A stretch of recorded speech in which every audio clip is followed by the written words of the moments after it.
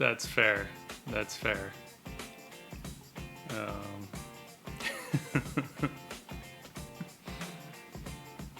Also, hey, Autumn, let me know how the sound is. I don't always like wearing my headphones, so I have the music playing, but I don't think it's loud enough for the mic to pick it up, so hopefully it will be all good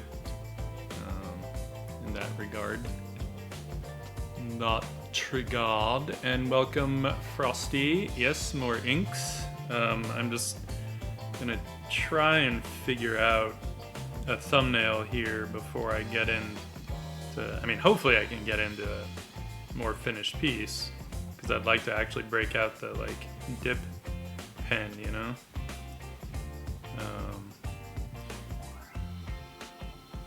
Kind of riffing on the drawing I did for the cover of my book, but I'm not gonna make her an elf.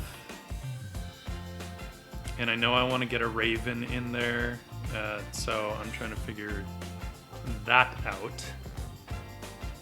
Cool. Cool. Hey, Paradox Moose. What's up, man? And Addie, welcome and good to know. I'm glad.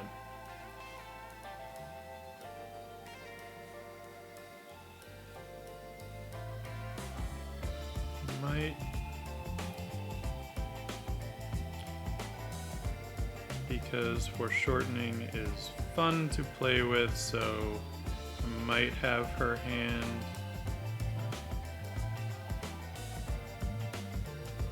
coming toward us. Hey, thanks for the cheers, man. Thanks for the bits.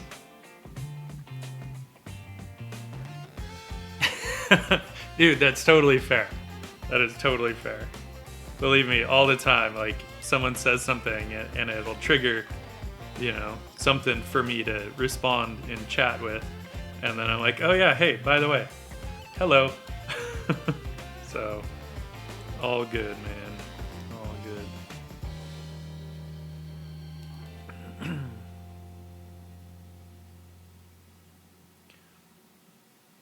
I don't know if I want the raven to have its wings out necessarily. Doesn't have to.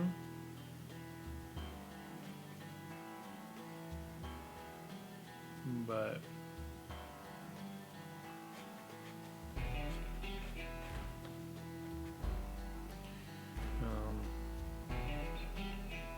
we might. I am not restreaming tonight. I'm just doing it on Twitch, at least I believe. Let's just double check that. Yeah, it should just be on Twitch. Sorry, YouTubers. Oh wait, they can't hear me.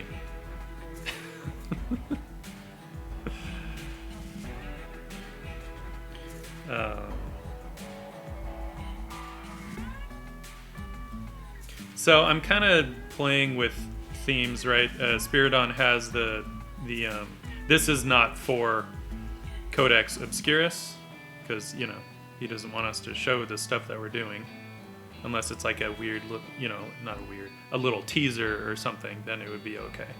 But I'm kind of wanting to think about some of those witch themes, right? So that's kind of what I'm exploring here.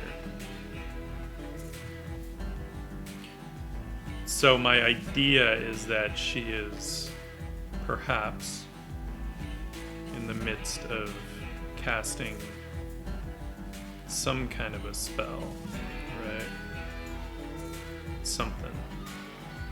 And I don't know yet what I want to do for it, and of course I have to be careful. I can't full on draw. Can't draw bobbies on stream, can we?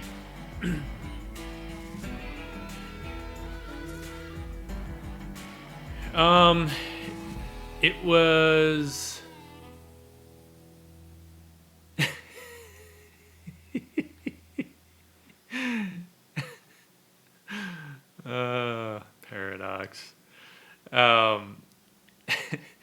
Maddie, both.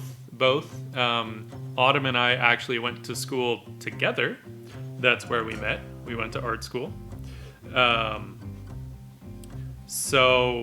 But we also drew a whole lot on our own. I want her to have some kind of something, but I don't know what. I think it might have to be like a bunch of like little bones, and who knows what kind. The finger bones of all the Puritans that tried to do her wrong. I'm okay with that. So it's a bit of both, and it's funny because the question of art school has been coming up a lot lately for some reason. I'm not sure why, but on multiple streams that I've been in, people have asked, and it's a tough one for me to answer realistically, only because I mean, people are asking, like, is it worth it? Should I go to art school? Do you have to go to art school? And it's like, no, you don't. But at the same time, I'm like, but maybe that's easy for me to say because I went to art school, you know? And there were so many good things about it. I could not in good conscience justify the price anymore because it's a lot more than when Autumn and I went there, right? It costs a lot more now. So, you know, that's not a good thing. But at the same time, like, you know, met so many great people. The teachers there were amazing. I have no idea if I would have learned the stuff that I learned had I not gone there, right? Like, say, if I was just a few years younger than I am, right? Because we didn't have all the online stuff that we do now, right? So that wasn't an option when Autumn and I went to school.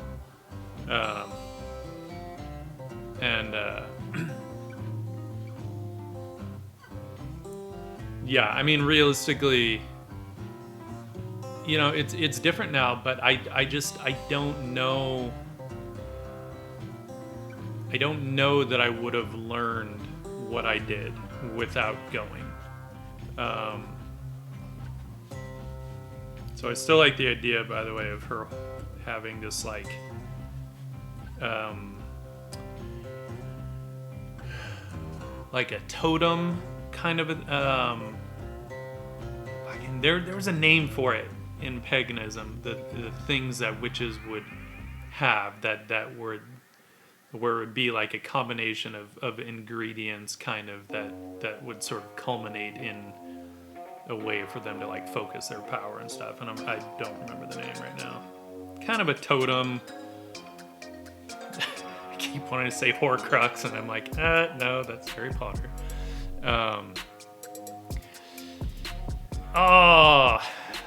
I'm sorry, Nel Noodlos. 4 a.m. Yeah, I'd be out cold, hopefully, at that time. But hey, I'm glad you could at least pop in for a hot minute.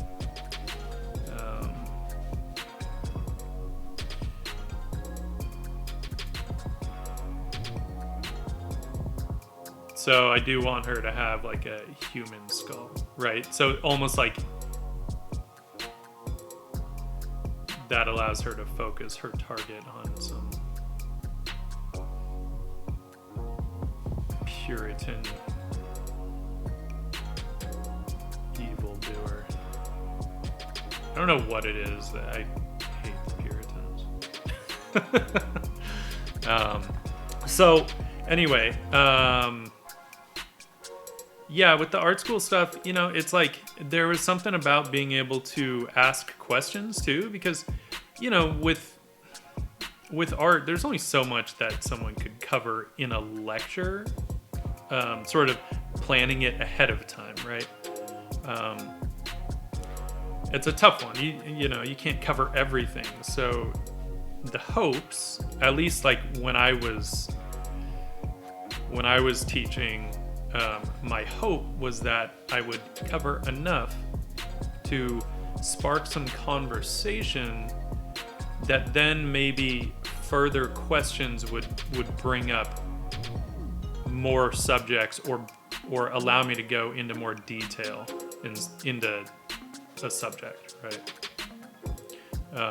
And so to me, that, you know, that was kind of the benefit. It's like, I love the online stuff too, but unless you're gonna, you know, like fork over whatever, $800 for a weekend workshop where you can actually ask questions, right?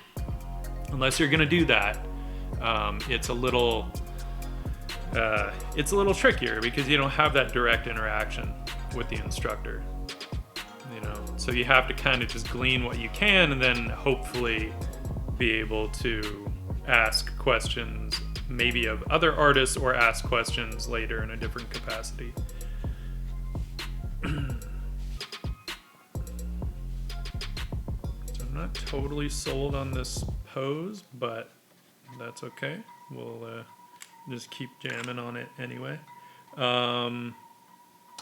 First thing I'm going to do, just want to get a little bit of color. I'm going to bring some water onto this because this is water-soluble ink, so I wanted to, you know, we'll get it more in that realm.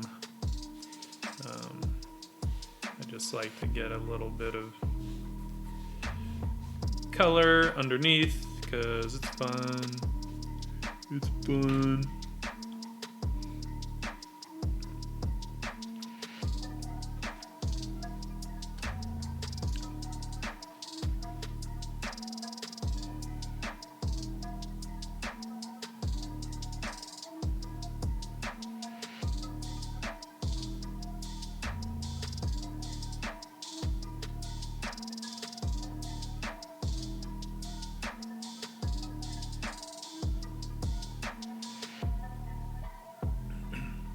Yeah, I mean, honestly, like, you know, the upside of you being in your 30s now is that you probably have the discipline to kind of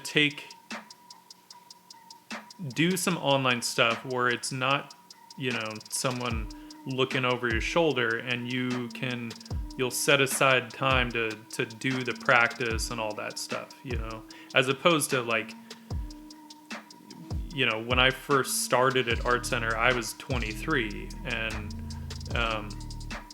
you know, while I loved drawing and I drew all the time, I think had I just been doing like online stuff and not had actual like in-person classes, I don't know that I would have quite had the discipline to push myself as hard as the classes did, right?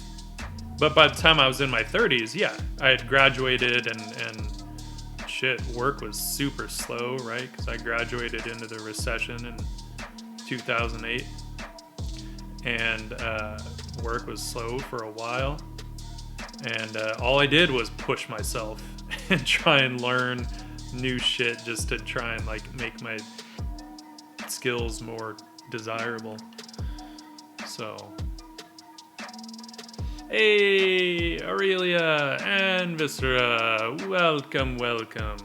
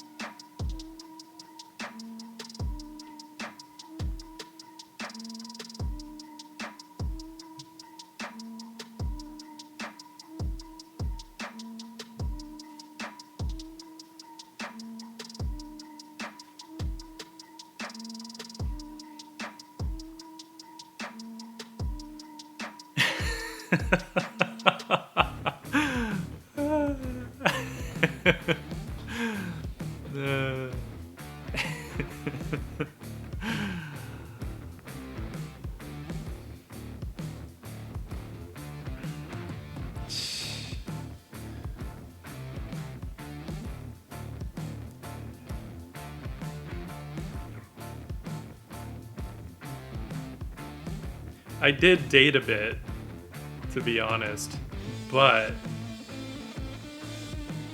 I kind of always broke up with them because I was paying too much to go to school to like shirk on my homework and stuff, and they would start to get on my case about how I wasn't paying enough attention to them and I didn't have to draw and paint all the time and blah blah blah. And I'm like, you're going to the same school I am, you're paying just as much as me, you should be doing this too.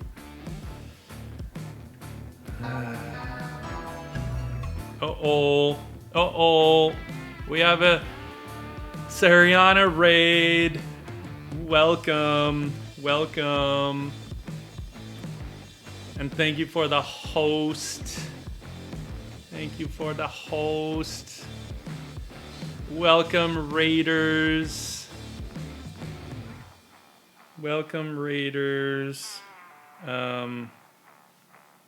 I don't want to assume that everyone on her stream knows my stuff, because that's probably not the case. If y'all don't know me, you will. No, my name's Daniel Landerman. I am a sketch artist and illustrator in the entertainment advertising world, helping to visualize movie posters and TV posters and video game covers and all that good stuff. Yeah, on my off time I do whatever catches my fancy. Today we're doing some ink stuff. I'm hoping to get into some actual pen and ink, like proper, soon. I'm just trying to work out this idea that I really want to start. It is based on my the cover of my book that has just recently shipped and been arriving to people. There's my links. At the top, you'll see the pre-order for my book. Although, is it a pre-order if the copies have actually started arriving now? I don't know.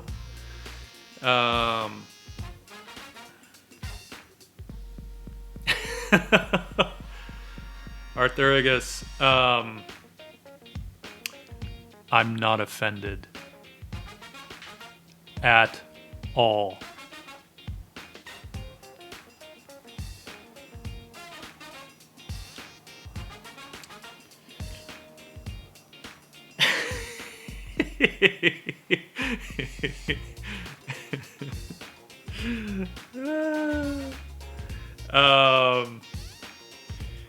In those links, you will also see, I think at the very bottom, well, at the very bottom is either Discord, which you should join, or it's my art station. And of course, Nightbot just posted the links again. Cool. Thanks, Nightbot. I beat you to it, bro.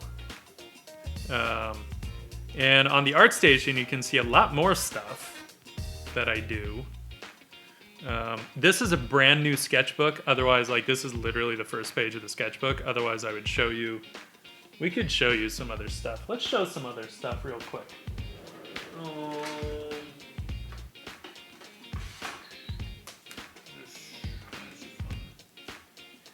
Oh, by the way, before I forget, because I will forget.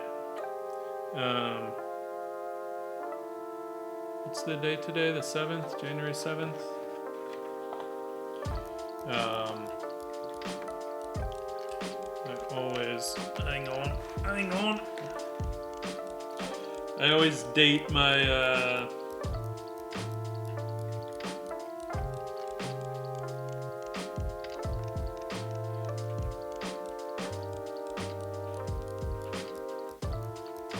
2021, dude. It's like the future. Anyway, I always date my books, otherwise I lose track eventually of what I started when, right? Like this one was May 28th, 2020. when I started. I have to be careful though, because I don't know what's in here in terms of being safe for, you know, stream. We can't show too much. But anyway, for anyone new, let's do fix my Twitch. What's wrong with my Twitch?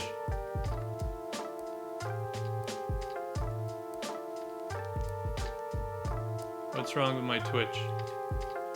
Is it lagging on you? Is it like...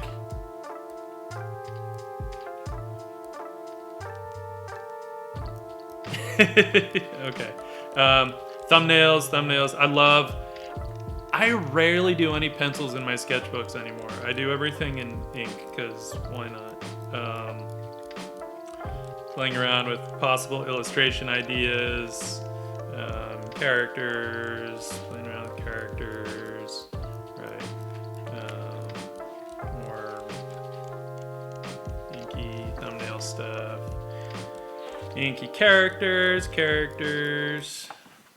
We ended up painting her up. I think she's up on ArtStation, but I'm not sure. I might need to update my ArtStation. Little mechs and a dragon. Weird little bug mix. That's tiny, right? No one will ding me for that. Whatever. Thumbnails. That they will ding me for. Sorry. Ooh. So here's a fun little thing. There's the thumbnail for the cover of my book, right? And then we'll get back to the actual sketching. I'm not going to go through the entire book, mind you. I just have to be careful because technically So yeah, that's where it started.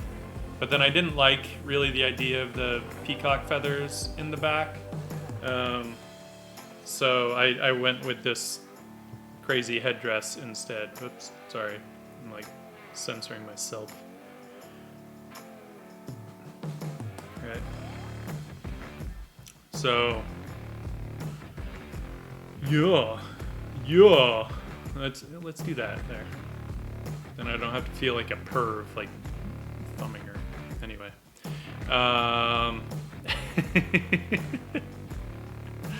Hey, Stating Prism, hello. This is the cover. This is the image, Cami, I did for the cover of my book.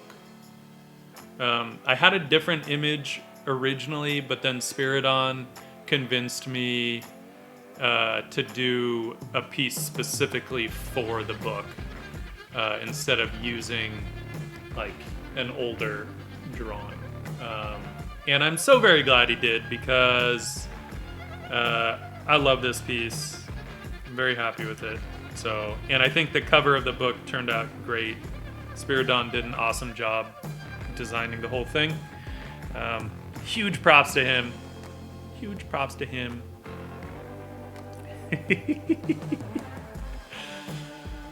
All right. We're gonna get back into that book, but first I got to figure out exactly what we're drawing.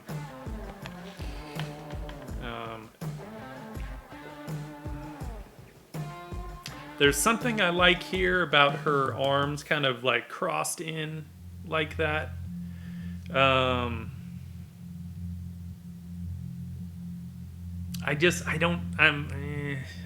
not totally sold on having the wings flaring out. I feel like it could get a little distracting, you know? Well, hello, Burger Face. Well, now you can hang out with Sariana here.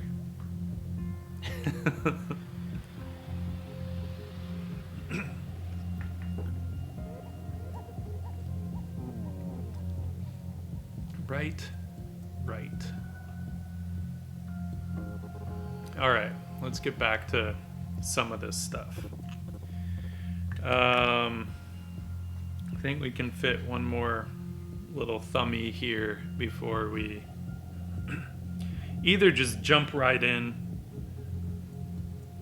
or just turn the page and do some more. We'll see.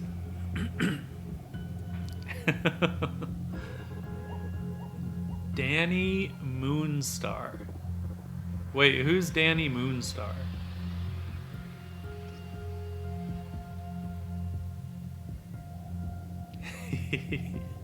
Yes, you can. That's what I'm doing. I'm not working, but I'm hanging out, drinking and drawing.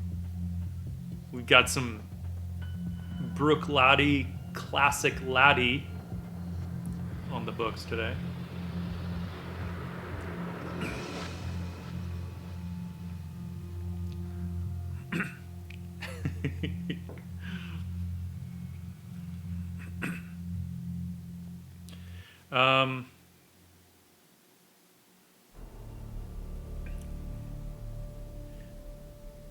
Shit, I really like her arm crossed.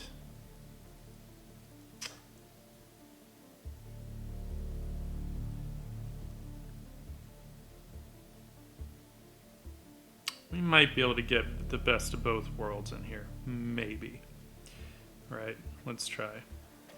Let's see here.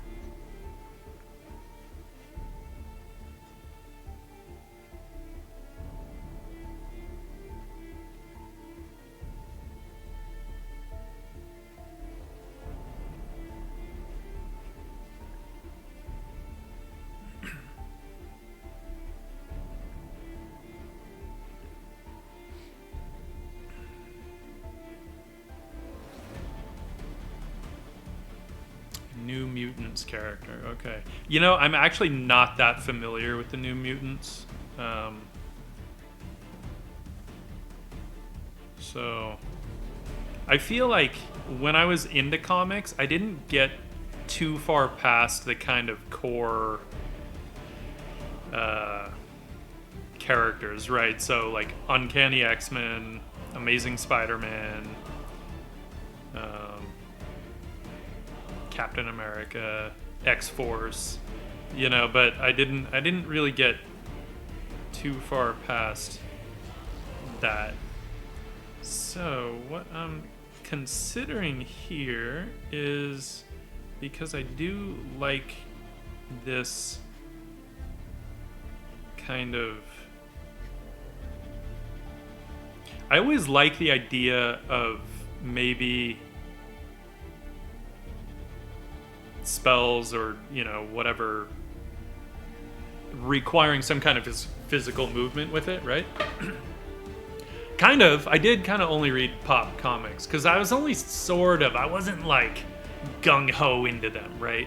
I was into them and I would go out of my way to get comics. Thankfully they had a Thursday night farmers market in downtown Santa Rosa, and because my parents, I grew up on an agriculture farm, and my parents would do the farmers markets, so at least I knew every Thursday night I could walk 2 blocks over to the comic book store and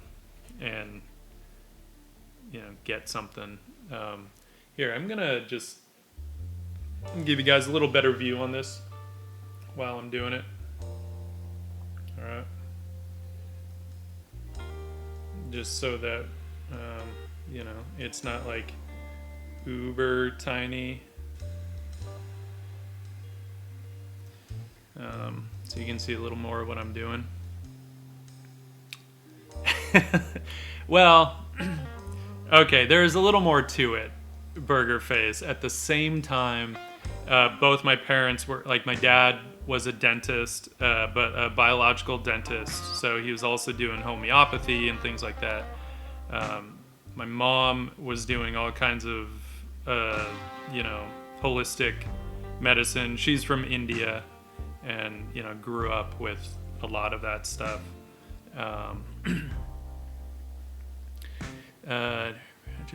Witches use a contraption unique to them called a shamble. That was their spellcasting focus. Huh, interesting. But, Burger Face, my mom, before she met my dad, was gonna go to art school in Europe.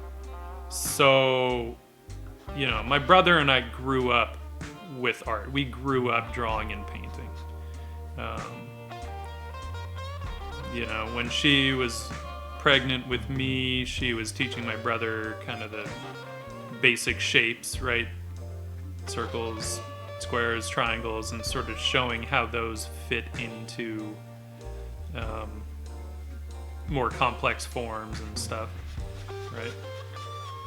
And then I learned to draw from watching my brother, but then he kind of pursued acting a bit more, and I stuck with art. But it's kind of fun because now he's starting to do a lot more art again, which makes me very happy because I think everybody should do more art. I think the world would be a much better place.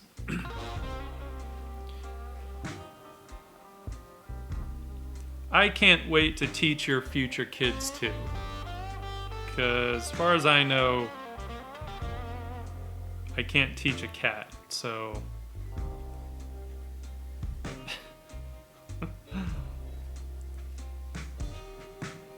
I don't know if I kind of like this idea of just having this big raven here, and I feel like it could be a fun way to break up the shapes, I think, right? And I still like her having this crazy thing of, hello, weird little bug.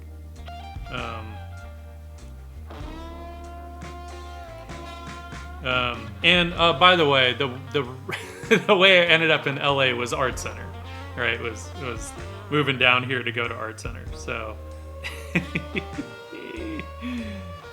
oh man, sorry, I get sidetracked when I'm drawing.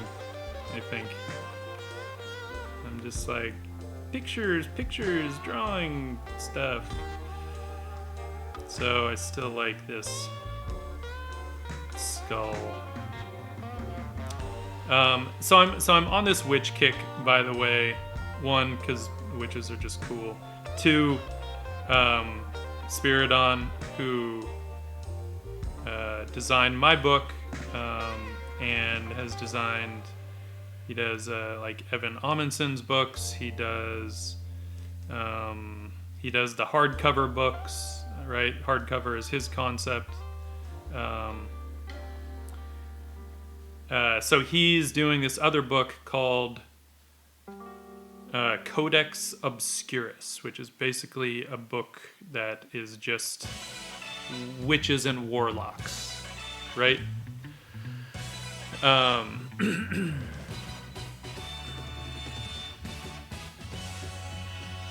this music just got funky. Anyway, so I've been doing a lot of research on witches and stuff because it's easy to go like the total fantasy route, right? And I'm not opposed to that, but I think there's something to the actual lore as well, right? And I was like, well, I'm half Indian. I would love to look at like what they might have in terms of, you know, which lore, witchcraft in Hinduism. And I mean, there's some cool stuff, right? The Dayans have some cool mythos around them. But then as I was looking into it more, I realized in the eastern parts of India, where they still have a very rigid caste system, a lot of illiteracy in the rural areas. Dude, they still do witch hunts, like to this day. I mean, there's articles from, 2 years ago, 3 years ago of just nasty stuff, women being burned, women being cut up with axes and just gnarly shit. So the fact that it's still going on, I'm like, I didn't feel comfortable taking that mythos and just making a cool illustration out of it. Just knowing that type of atrocity is still happening, you know? And they use that word interchangeably, right? The Daeons, it's like there are ways for a mortal woman to become one, and there are ways for, but it also refers to like a more supernatural kind of entity, a creature, so to speak. But they have some very cool lore around it. So, you know, maybe for the book, I might still, if I can find a way to kind of pay respect to the people that are still kind of fighting that battle, then I will. And I don't think it's like difficult to figure out a way to do that necessarily, right? It's most of that comes down to really putting the witch or the Daeon, the woman, in the position of power, and you know, having some asshole dude getting his ass handed to him. You know, could be that simple. I'm not sure. So I do kind of like this.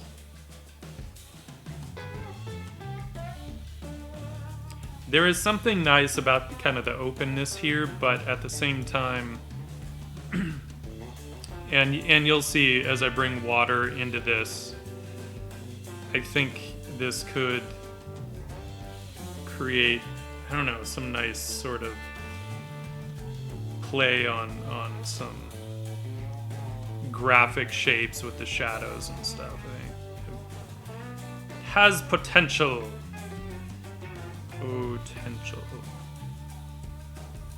Potential.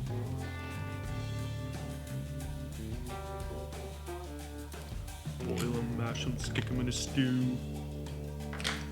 Alright, let's bring some water. Ring notification.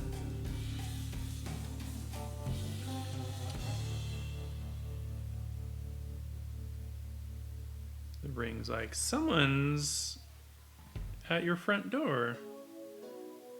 There isn't actually someone at my door, it's just kids playing outside.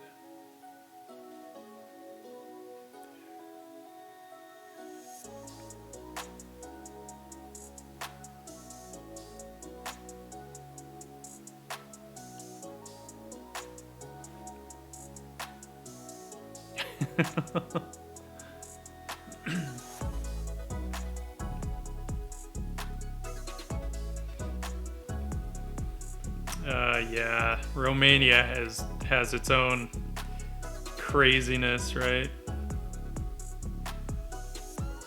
And that, I mean, that's the hard part, honestly. You get into any of the kind of lore, folklore, any of that stuff, and if you really start digging into where it actually comes from, it's always coming from some messed up place. But it's like, for me, it's different if I'm referencing, say, like the Puritan version of it, right? The fucking Puritans.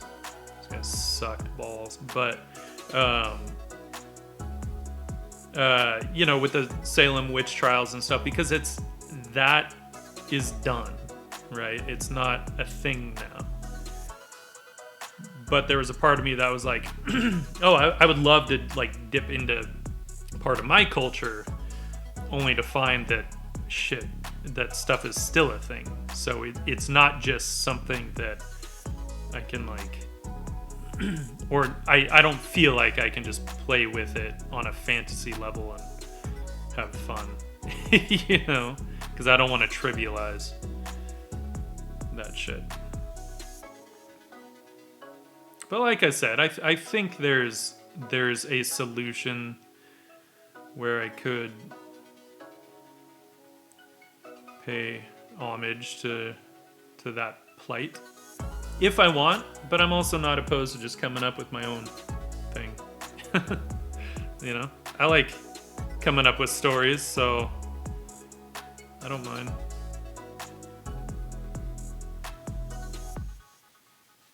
But I am thinking I might do a pen and ink piece for it, because my automatic go-to is like, oh, a full painted illustration, but you know what? I also love doing this.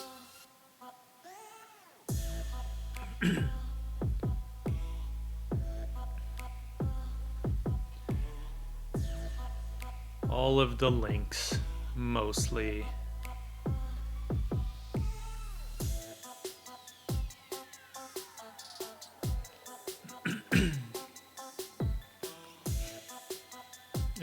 Also, by the way, anyone that did want to look at my ArtStation stuff, you know, there's a lot of things I can't show on stream, so I don't know why I didn't put that up earlier, but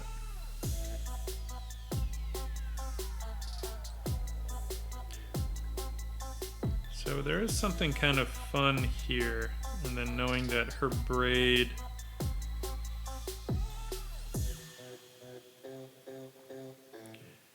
we can come down here. So there's something kind of fun about this, like if I squint, knowing that I'll have that kind of dark shape running through there.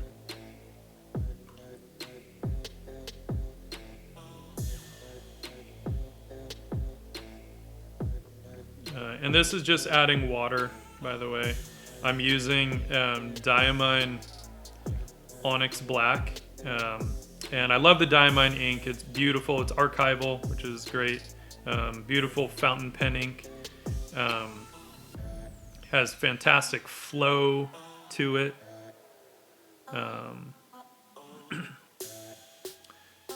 And it is water soluble.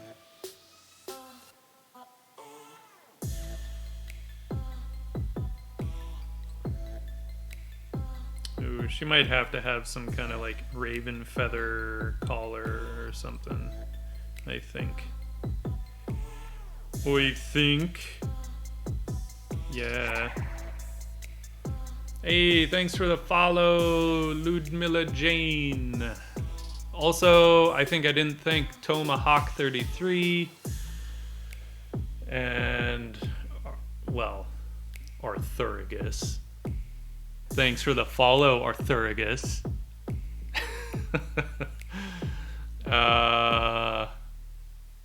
Melisa followed me, but that was before I started streaming. But if you're here, thanks for the follow.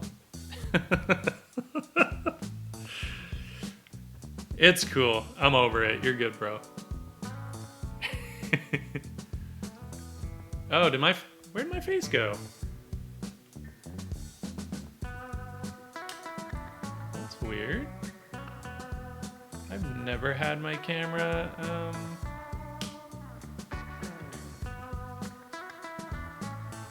Why are you upside down, camera?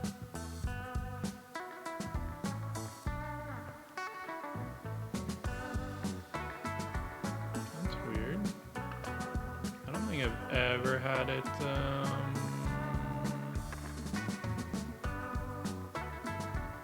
do that before. Huh. I've had it glitch out on me, but I've never had it just like full on turn off. Weird.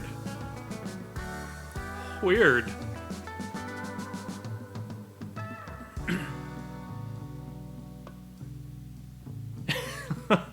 Oh no, believe me, I do have pores. You can see them, I promise.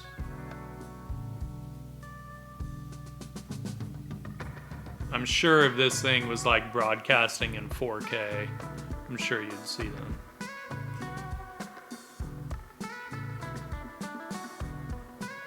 Alright, so I'm kinda digging this. So we might move on to the larger piece. Realizing I need a graphite pencil. Un momento.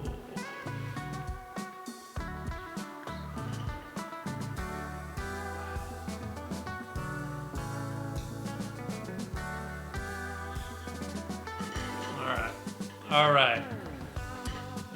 So I do like this idea. Even though there's something that I really like that, but I just feel like if I want the raven in there, I'm not a fan of that. Should we do one more and see if we can make that work really quick? We'll do one more. Uno más. And we'll see what we can do. I'm gonna move this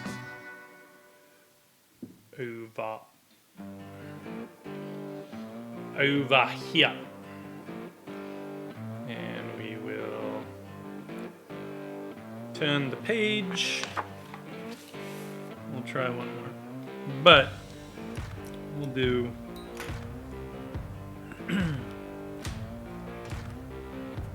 a little bit of pencil.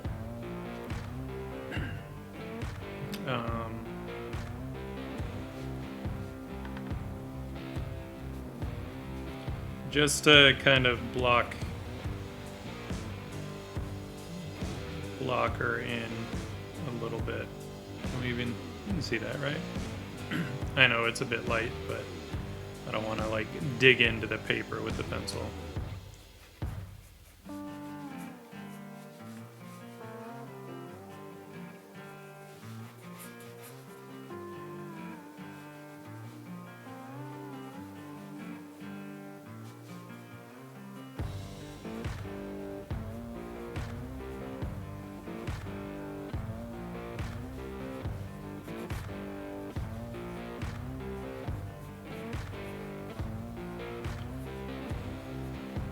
I'll still keep this one loose. I don't want to go crazy.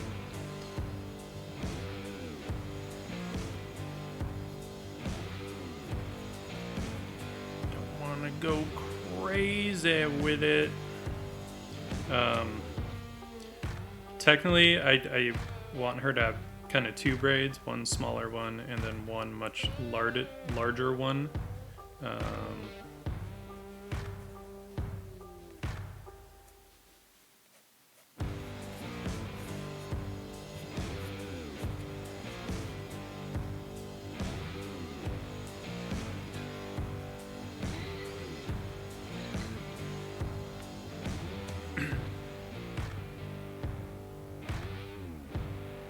Oh, you want me to show you my nibs? Sorry, I got all distracted. All right, we're gonna show. Hey guys, you want to see my nibs? All right. I'm gonna show nibs. Show our nibs. All right, first things first. I'm the realist. I'm debating if I want to switch it over to that camera. That one just likes to focus on my face all the time. Anyway, on the traditional steel nib side, we've got the Gillot 303, which is hands down my favorite nib. This thing has such great flex to it. I can get super fine lines, and you'll see.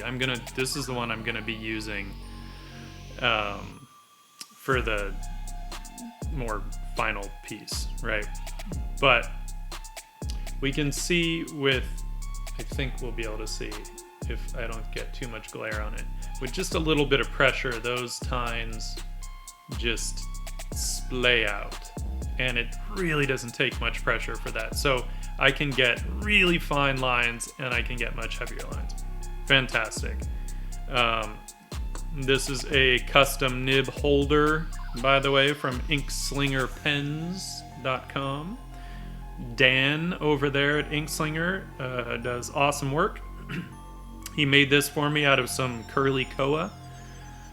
That was originally destined for a custom Gibson guitar, but he had a bit extra, so he made me a pen holder. And I love this thing. This is a clutch, also from him, made from walnut burl, I believe. This is just your standard crow quill nib. Great for doing very fine lines if you basically just want to get fine lines, right? But the cool thing about this clutch is that it is also a lead holder, right? For a 3mm lead, I think, is the size. So that's cool, you know. So it's meant to be a lead holder and a crow quill holder. So that's pretty fun, right? We like that. Then, on the fountain pen side, the one you guys have seen me rocking today is a Pilot Custom 912. It's called a Custom 912, that's just the name of the pen. It's based on the Falcon nib. It has fantastic... hang on. Let me get something.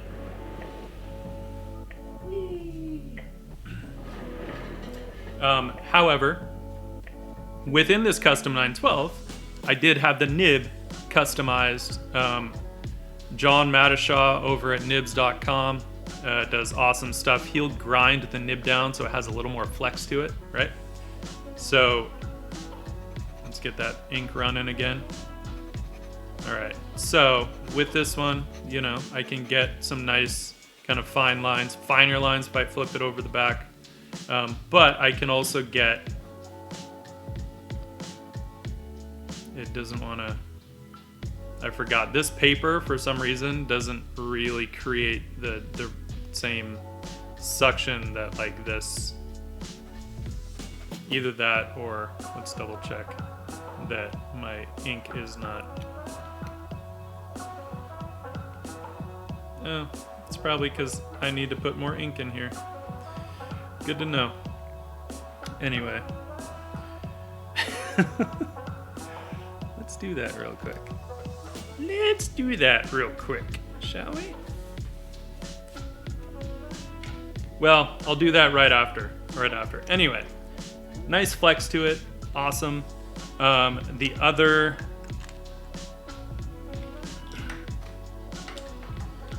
The other one I use is the Pilot Namiki or Pilot Ilabo or just Pilot Falcon, depending on, I think, which region we're in, right? These are both the same pen, I just have different inks in them. This one, though, was also customized. The nib was. This is hands down my favorite fountain pen. I mean, I can get super fine lines. I love it. And the flex on this is just so perfect. I can't. I just can't with this pen. I don't always even, but when I do, I just can't. This one is the same pen, but it's not a custom nib. So this one is the stock nib that comes with the pen if you were to just buy it online, right? Still has flex to it, which is awesome. You just have to push a lot harder.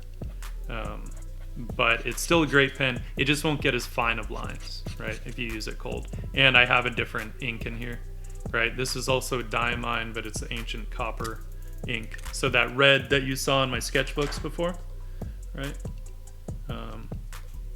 Nice coppery red, right? Whereas in the other one, I'm using the platinum carbon, which is basically waterproof when it dries, as opposed, you know, unlike the diamine ink, which is so not waterproof. So it's nice to have the option. So those are my nibs. Those are my nibs, folks. Really quick, let's put... Where is my... I feel like I always do this, and I always misplace my ancient... Oh no, there it is. It's always hiding behind something because it's a skinny bottle, right? So the Diamine Onyx Black, it's like a skinny bottle. I think I can just suck up the ink with the plunger. I think. Let's see here.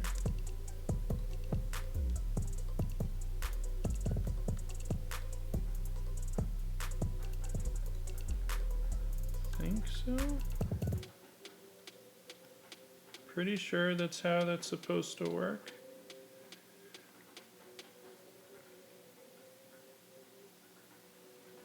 It looks like it worked. Whee! That simple. The other cartridges, I use a crafting syringe to fill them with my own ink. It's a nice thing with the Custom 912 is it uses a cartridge where you can just use the plunger to suck up the ink, so that's cool. Of course, then I got ink on my fingers.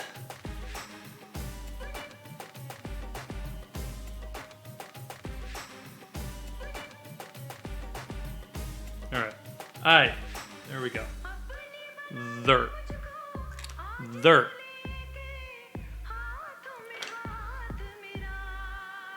Hello, Vern NYC. Did I miss anything? Sorry, I was rambling on.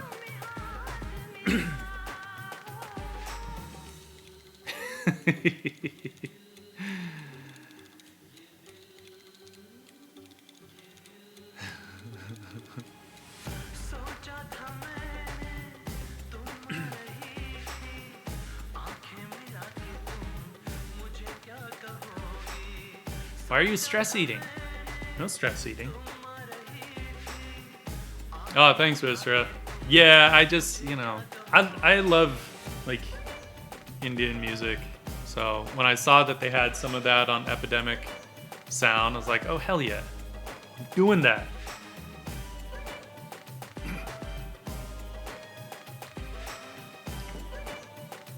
Well, that's a good thing to use them for.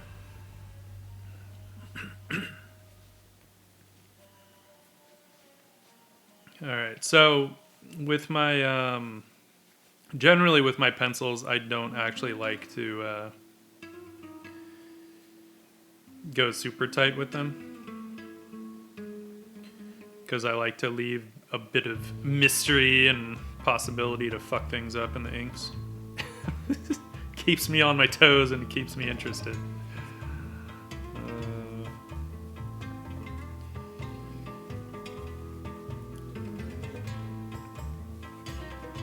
Alright, so we're thinking, is there a way that we can work the Raven in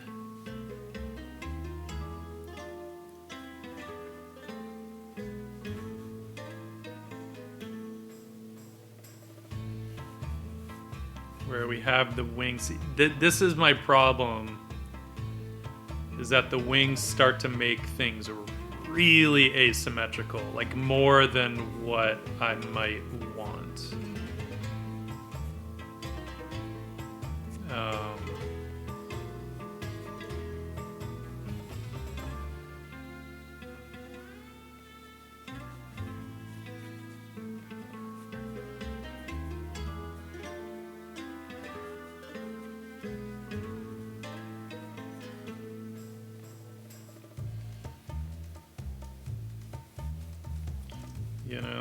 I mean, granted, I don't have to explicitly like detail out the wings, and I don't even have to do the entire thing. Like, it could go into a wash and kind of fade off.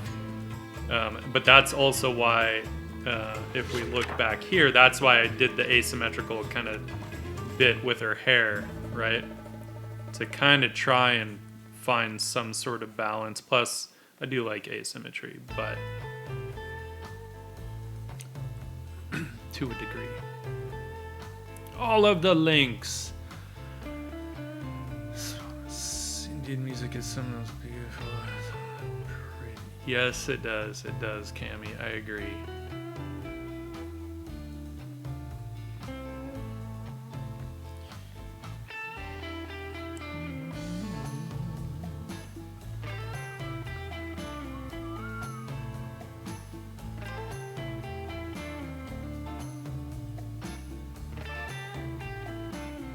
And I don't want everything totally balanced, so actually, like, looking at the skull, I don't, you know, I think it'd be fun to have that kind of Slack notification, whatever. I'm off the clock, yo. Don't be slacking me.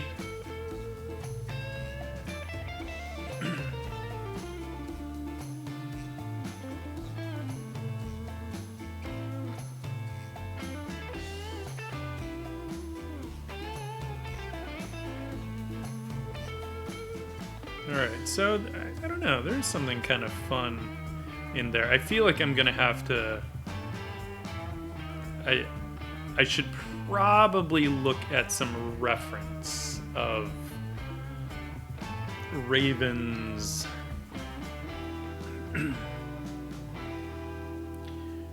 Raven...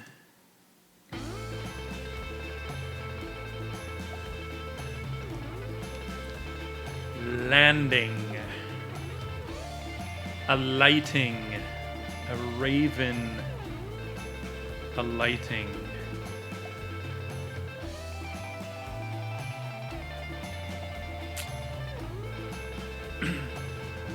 And then it's always a challenge. You're like, yeah, that pose won't work, that pose won't work, that pose won't work, that pose just looks goofy, whatever.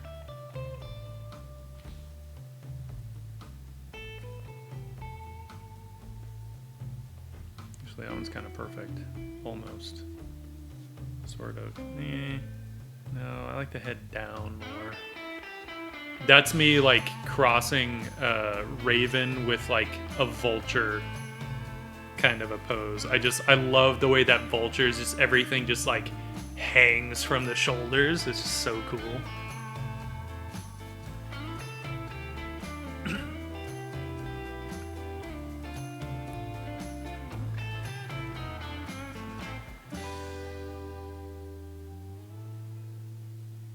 Well, but I mean, you know, Cammy, it's practice. Lots and lots of practice.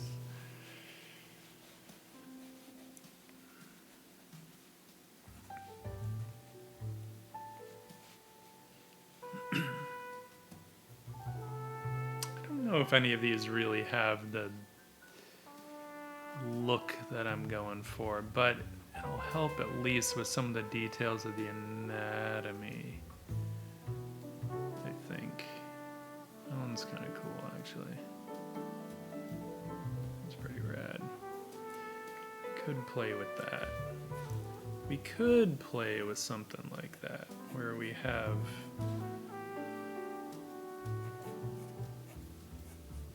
this wing a little closer, because I'm not gonna, with this one, I'm not gonna get in like heavily into shadows and stuff like that per se. Like I'll do a little bit of it, but I'll use shadows more like I would just kind of accents, right? I'm not gonna like fully light. I want this to be more about the line work. So then this, we could have that wing potentially coming toward us a bit more, right?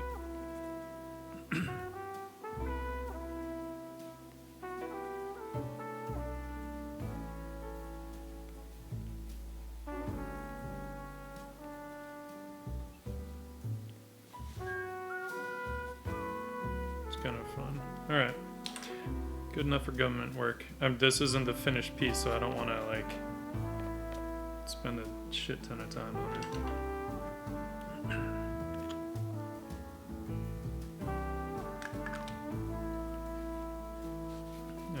I just want to kind of see if I feel like it will work, you know. Hey, we have our ink back. So, by the way, just to recap, nice flex on this nib. This is the custom 912. It doesn't go as fine as my Elabo, but it goes pretty damn fine if I use the back of the nib, right? Pretty awesome. Pretty awesome.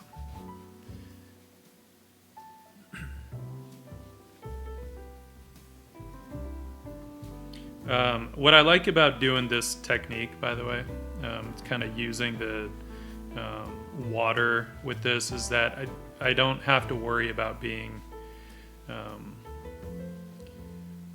super prescriptive or precise to a degree, right? I don't want to get marks everywhere, but I don't have to go too crazy with it.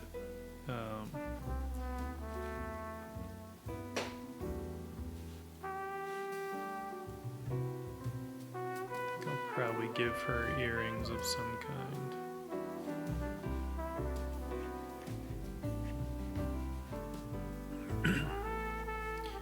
I also have brush pens, by the way, that I've put the same ink in, so that if I want more of a brush pen kind of a mark, I can always do that. But then the ink is the same type, so it'll match, you know, if I put water and stuff. Because when you add water, it'll really like bring out the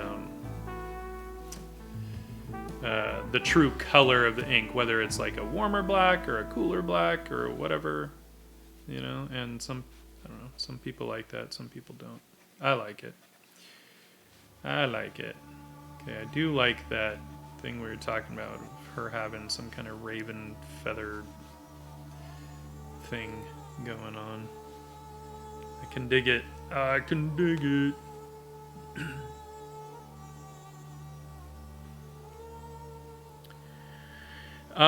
What other inks do I like to use? Sorry, I should look at chat a little bit. I have to catch up. I have to draw more. We all have to draw more, Vern. Don't worry. You're not the only one.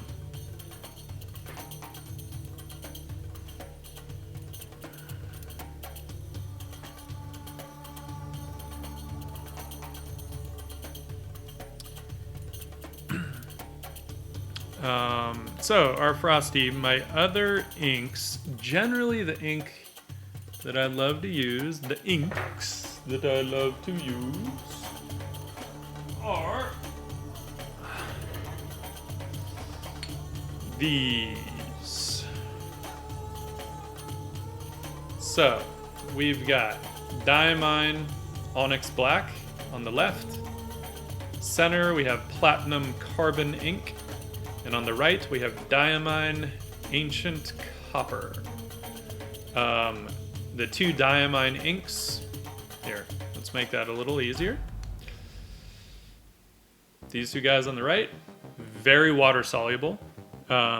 These are fountain pen inks. And so they have great flow. They're very archival. But they're great to mix with water if you want to get kind of a watercolory sort of look, right?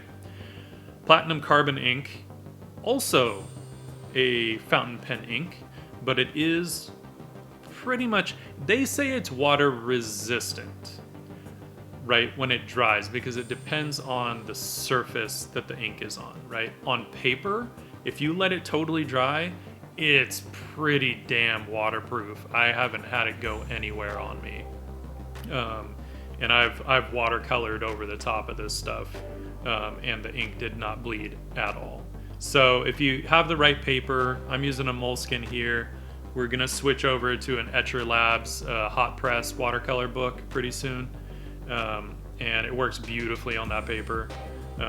All these inks do, though, to be honest. So these are the inks that I love using.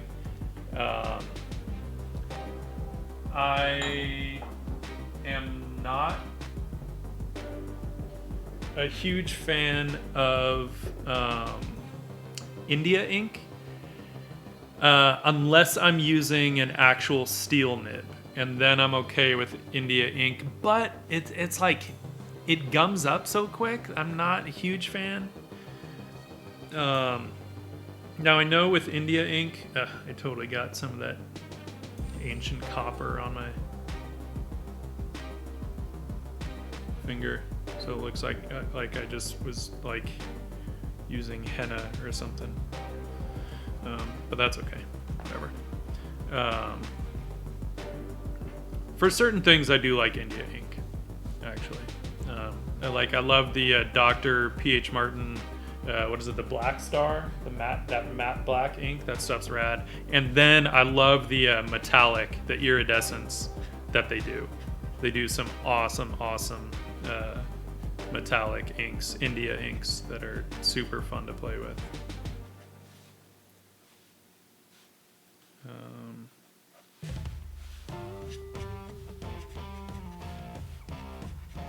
So this stuff I actually don't want to be super precise, because I know I'm going to bring water in and I'm just going to obliterate the mark, so it doesn't, there's no point in sitting there doing like really beautiful marks on everything, right?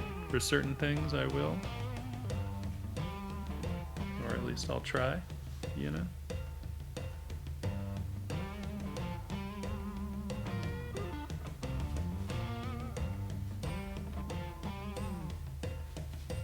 I like it when ravens have those like beards. Those things are cool.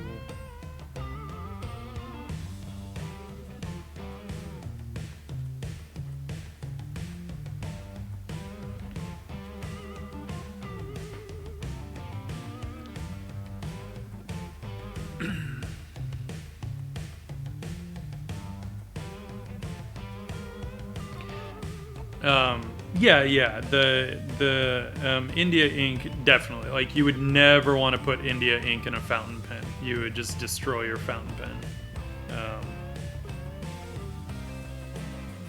But even for the dip pens, I'm probably gonna use that platinum carbon ink. I love how it flows. It just flows really nicely.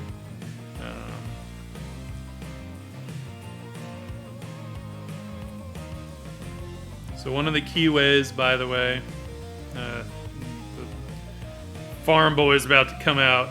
The key ways that you tell the difference between a raven and a crow when they're in flight is the shape of that tail.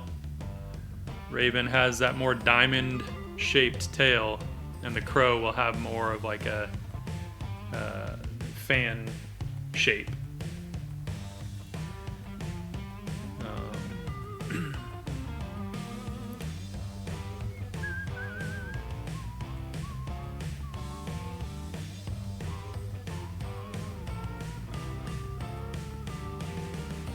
I always thought it was funny that they used, oh, that one's really cool. Shit. Why didn't I see that one before?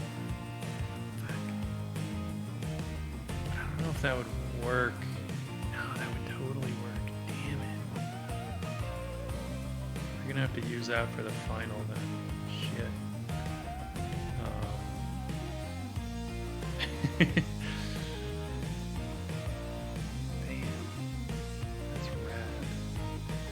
Sorry, I just found like a way cooler pose, which is basically like the pose that I wanted.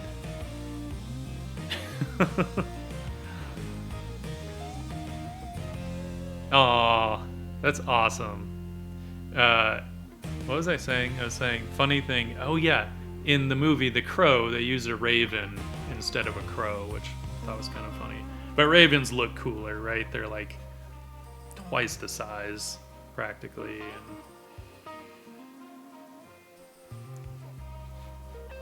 and I'd rather have a raven than a crow, even though they're both cool, and crows are pretty damn smart.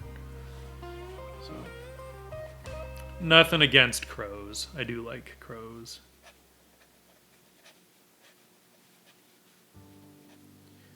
But I think, what is it, a murder of crows, but is it a conspiracy of ravens? Is that what a group of ravens is called? I think so. I think it's a conspiracy. And a parliament of owls. A wake of vultures or buzzards, which is also awesome.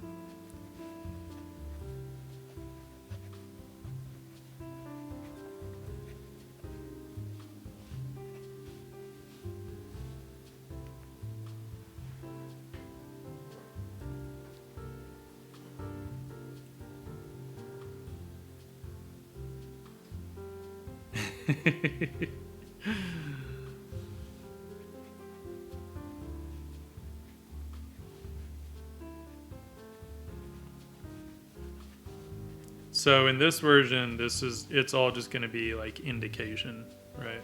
I'm not going to get into the actual details, but I will indicate the details that I want. Ooh, we're going a little jazzy.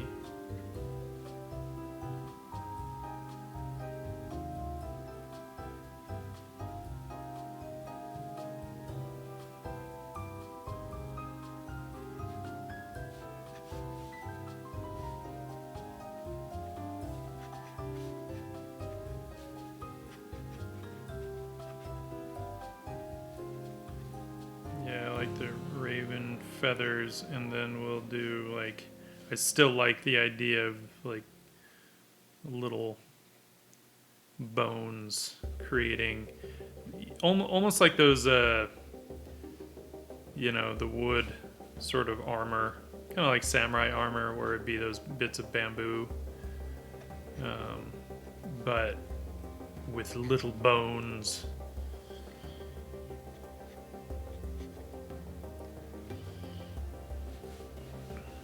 Because the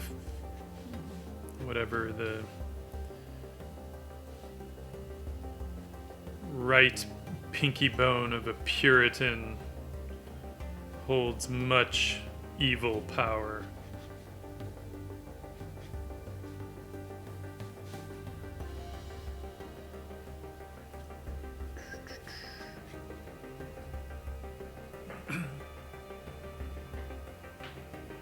I love pickles.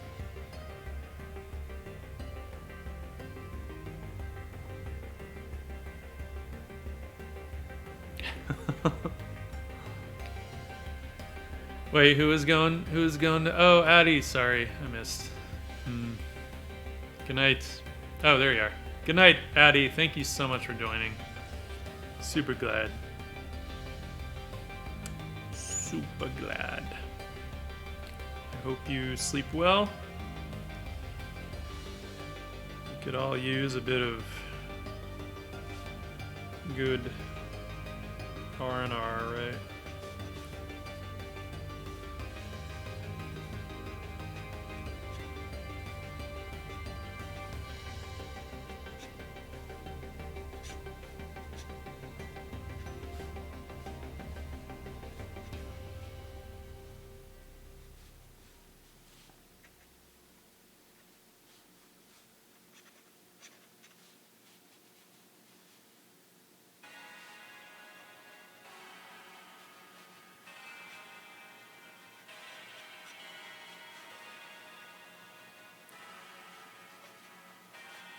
So again, you know, my idea is that this is some kind of a sort of token of power that she has put together various ingredients,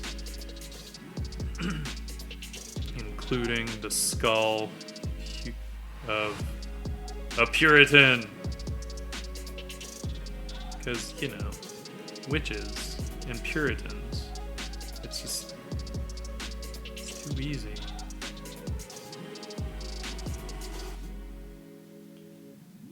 Plus, I've never, you know, met anyone that was like, I love Puritans. They were just such good, understanding folk.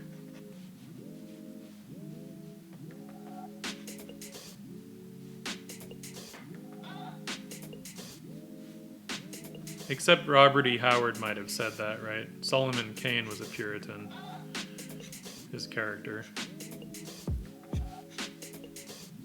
Solomon Kane was cool. Sort of. If you don't think about it too hard. Right, Viscera?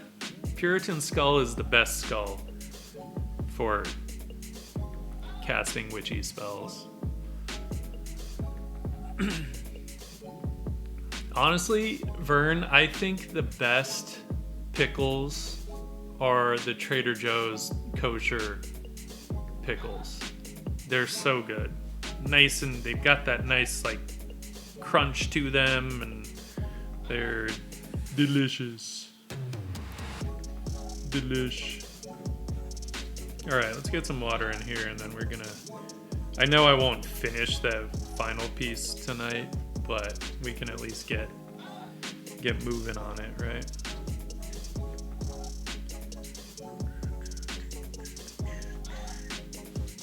Do want to still give her maybe that second braid, thinner one.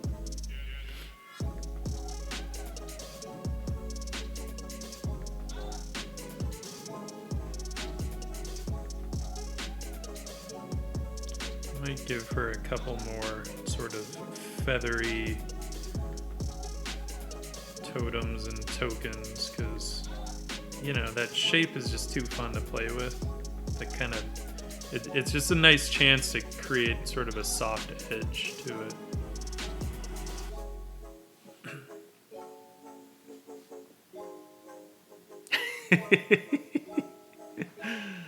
They are tasty, I must say.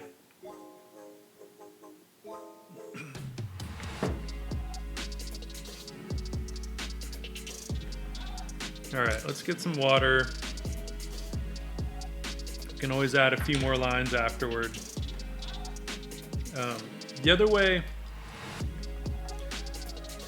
if you're on the go, you can use a water pen, right? I'm not going to here just because I prefer to have a little more control over how much water, but I've used that one a ton, especially, you know, remember back like way back when we used to be able to go to like coffee shops. Do you remember those? Do you remember those days? Back in like early 2020. Yeah. So, way back then, fountain pen and a water pen, fantastic combo. And then you just bring your sketchbook with you, and you're just like, you're good to go. You don't need anything else. Right?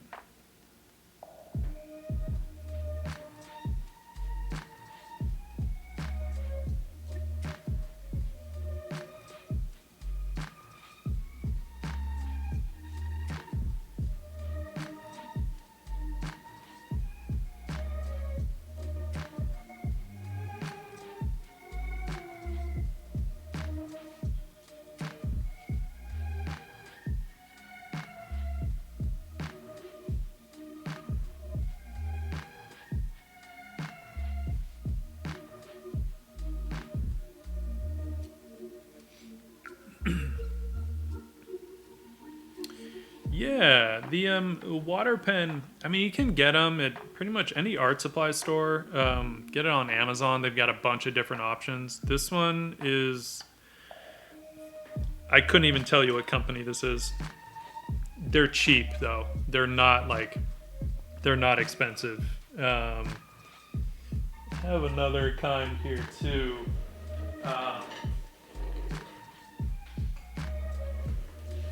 So...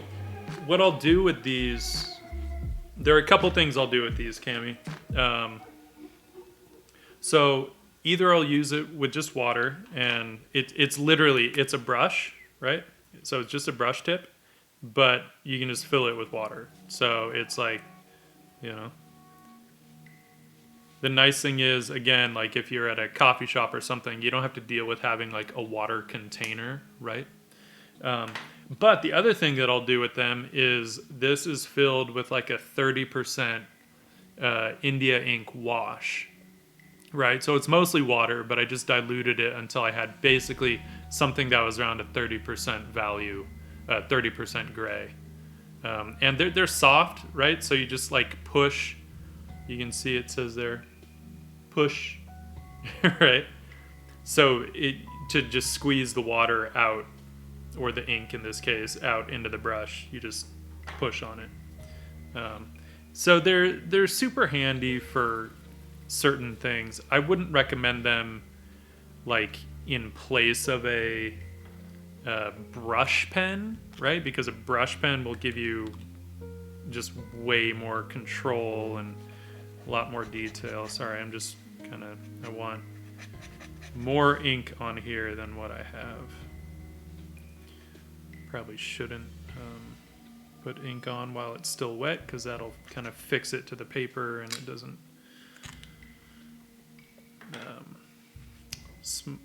smear as much. Doesn't bleed the same, but that's okay.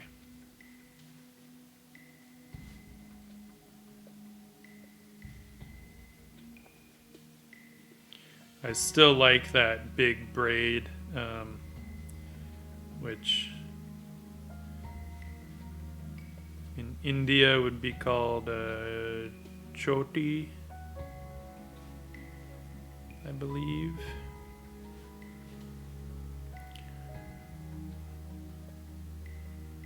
But then she also has one smaller braid, because braids are cool.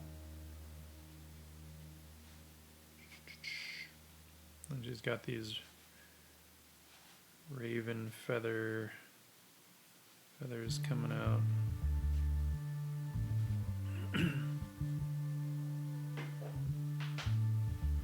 No, there is not a choice of bristle type, but what you do have a choice on is bristle size. So they will usually come in a pack of like 5 or 6, and each brush will be a different size. And then some of them will even include like a flat brush, although the synthetic bristles are so shitty that it's not like you can get a chiseled edge with it. It's just sort of a broader shape, kind of. But yeah, like I said, they're not something you would get for any kind of like precision sort of detail work, right? I mean, honestly, I'm also not a huge fan of synthetic bristles. I've only recently found some really nice synthetic oil brushes that I actually like a lot. But they just don't give the control. Like, you can learn to control them more, but I don't know. I feel like I don't want to battle with the tool that much. I want to just kind of like, I want it to do what it's supposed to without me having to fight for it, you know?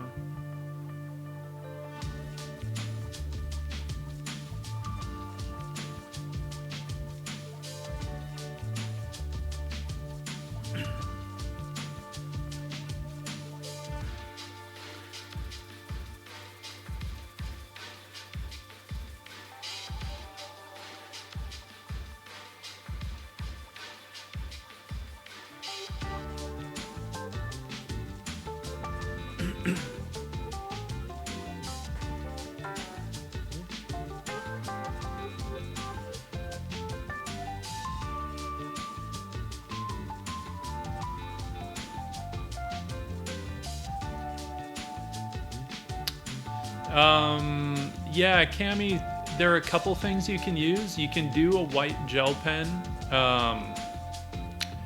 but then some people also use like a whiteout pen, you know, just to get that super hot white. Because the gel pens sometimes like aren't always that opaque. I think some of them are pretty good with that. I just haven't really delved into them too much to see which ones.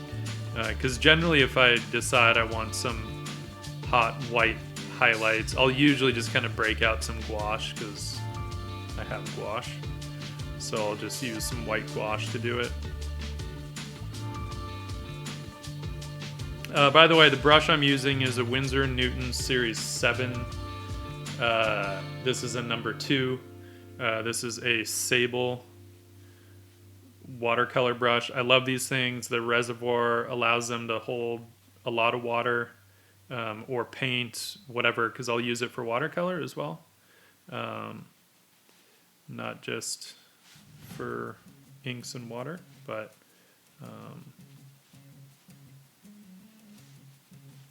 yeah, I do like these brushes a lot. The other brush that I will use is like a Sumi brush or a Chinese watercolor brush. I mean, it's kind of used for the same thing. It's basically the same design.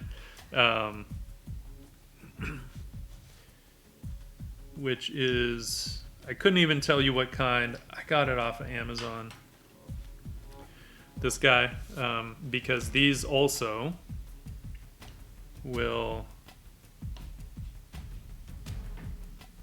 go to a beautifully fine point. And I mean, you can get the finest marks with these. Just sometimes, compared to this one, sometimes this will hold too much water or ink. So, but I love these things. Yeah, I'd have to. I could put the link in Discord because I'd have to look for it on Amazon. Because man, I had to go through so many of them to find one that was small enough for what I wanted. Because most of them are just huge. Like I don't want that. It's too much.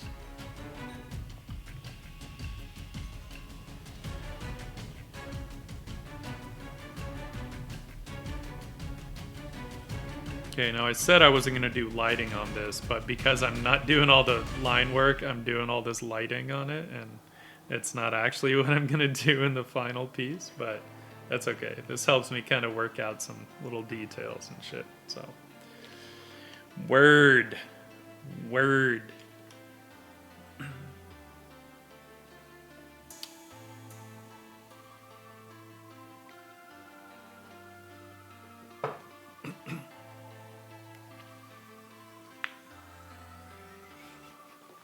All right, so let's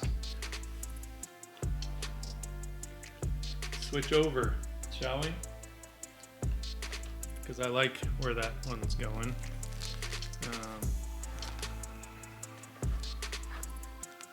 Our succubi that we had done, whenever that was, I don't know when that was. Ooh, it's not gonna like that, huh? I'm gonna figure out. And think about that. I have to move the camera a little bit. Or not, sorry, Lamia llama face. Oh, hang on. Let me bring this out a bit, shall we?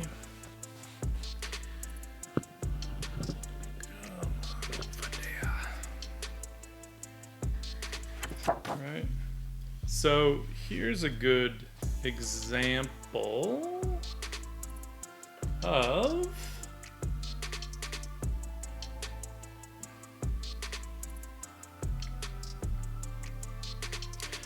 the platinum carbon ink and watercolor. And notice like that platinum ink didn't budge. Oh, that is a dangerous place, little one. Yeah, that is a dangerous place. Come on. I don't trust you there. I don't trust you there. Come on, kid. She's being stubborn. You guys are gonna get some dinner time here. Come on, little one. Little girl. Little girl. Little girl. Say hi, cadet. Say hi. Say hi to everybody. Yeah.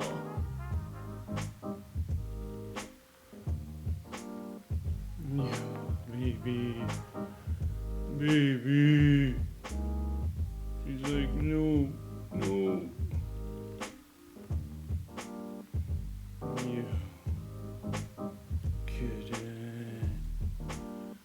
Good. She was like right behind my chair, so if I had rolled back at all, her tail would have gotten it. Oh, little girl. Yeah. And her little toe beans, her little black toe beans. Yeah.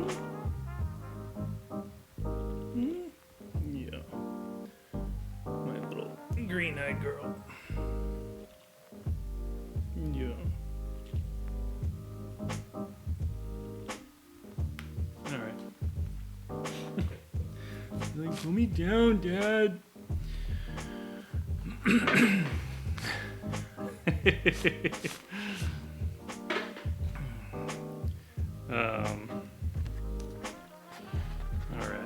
All right. Let's see here. I didn't think about the camera. That's okay. We got this. Thing is, I want this to stay flat, so I'm debating whether I should clip it or not. I think we're okay. All right.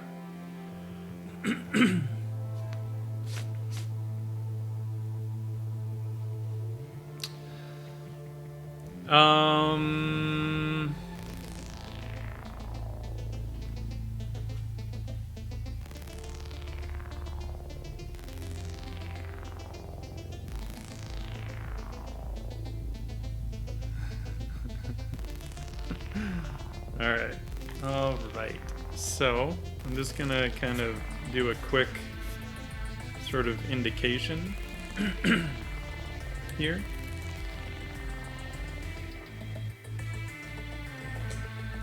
I'd like to be able to have this. Maybe I can. Maybe got my big clips here. I might be able to get away with it somehow. Perhaps.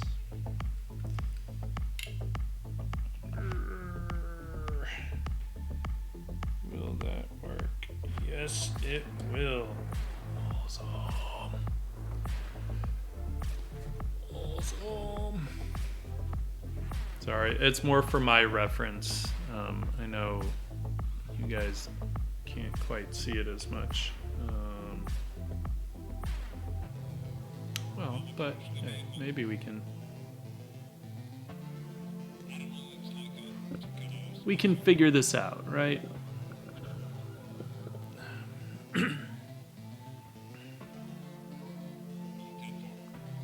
That's not bad. Let's just make sure that I feel like I'm getting a shadow casting in a weird way.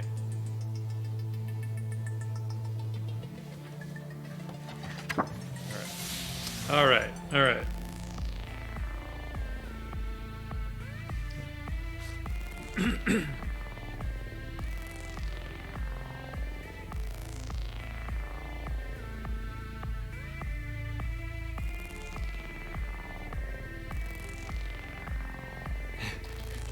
Hey, Jay-Z.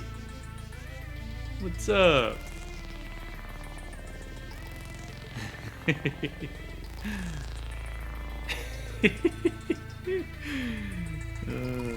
Well, it's just me and some classic laddie scotch here. All right, let's do this.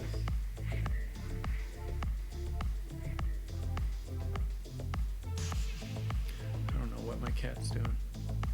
So, she's figured out, you know when cats, when they're feeling sick, right? They're gonna throw up or something and they do that little, that really sad meow.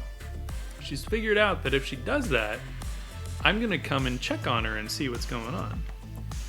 So yesterday morning, she kept doing that. And I'd go and look for her and she would like be hiding, right?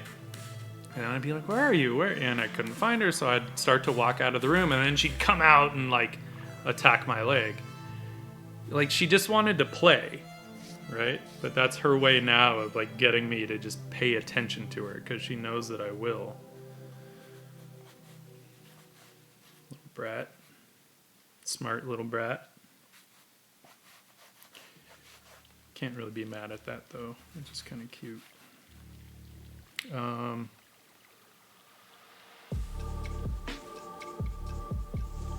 Sorry, I'm just debating the scale because I don't actually want to draw quite as much as what's here, right? Like, I feel like something like that, maybe.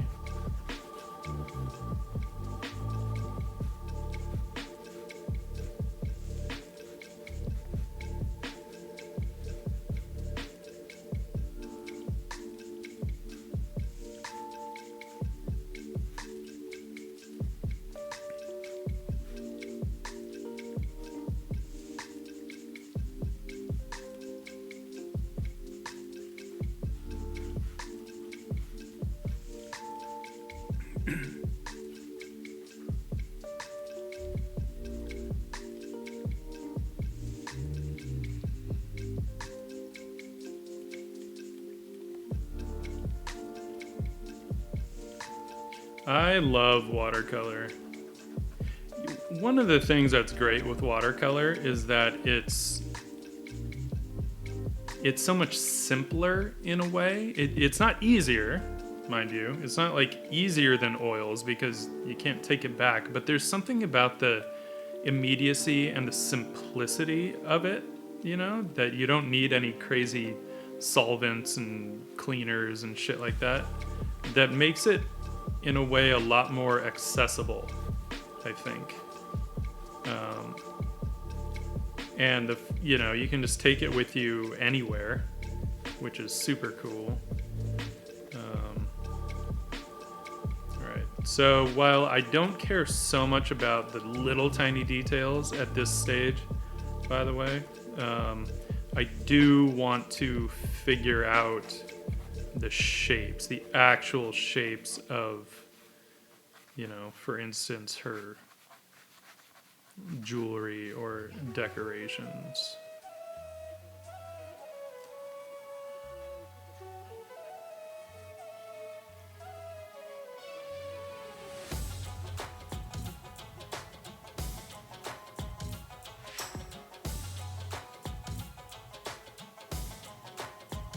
The details I'll kind of just make up as I go, because that's how I roll. I make it up as I go.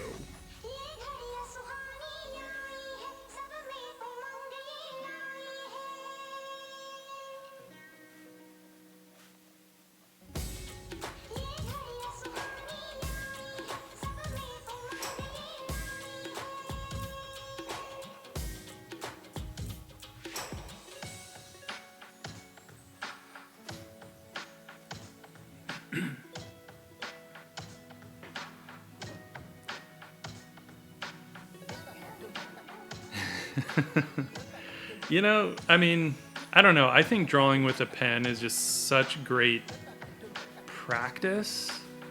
I just think it's like, it's just totally worth trying. You know, even early on, even before you like actually know what you're doing, I think it's just a great way to kind of build confidence in your mark making, you know. Like if there was one thing that I could like go back and tell my younger self, it would be, you suck, draw more. No, not really. It would be to draw more with pen. And you know, just do it. Just get comfortable with it, and simply for the confidence, you know, like I don't care about, you know, pulling a Kim Jong-gi kind of a thing, you know, like, dude, he's got that cornered. He's a badass. You know, I have no illusions of doing that, you know, like epic scenes in one go. I can do a single figure easy enough, but if I was gonna do big epic scenes, not so much. I don't know. I could if I practiced, I think, but it would take a lot of practice, more time than I have. But again, just that confidence of the mark making, I think pen is just so good for that.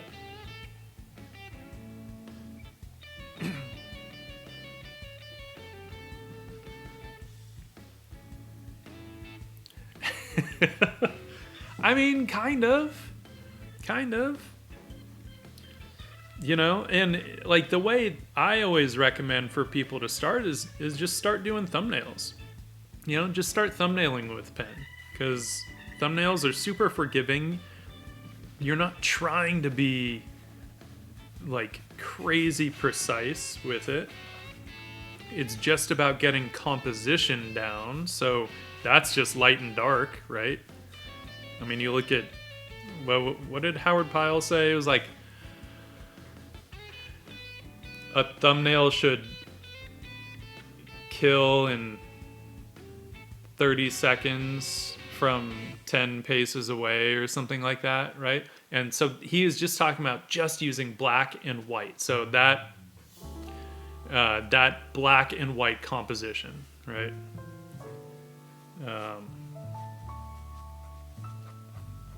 Is like that's all you need to kind of get the idea across.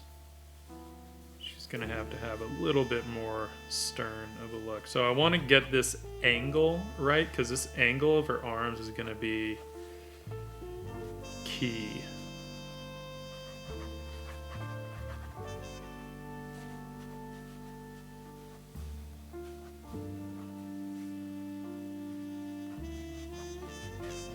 Right, that slight kind of outward flare.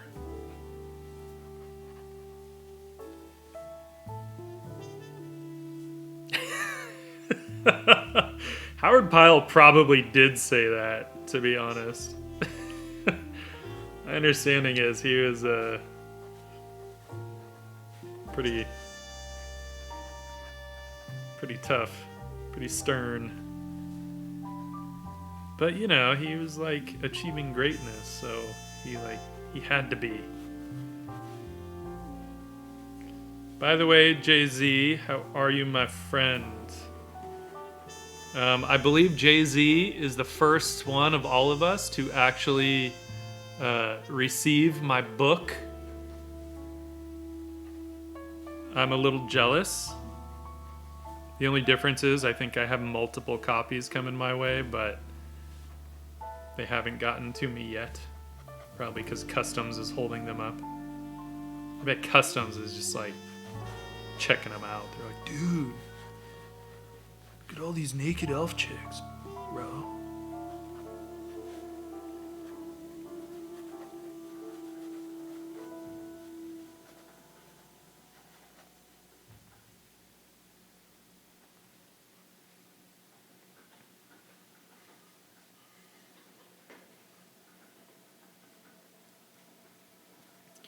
All of that stuff is right. Although if it's only 1,000 bad drawings, I'd be surprised. I would think it would be more like 10,000 bad drawings.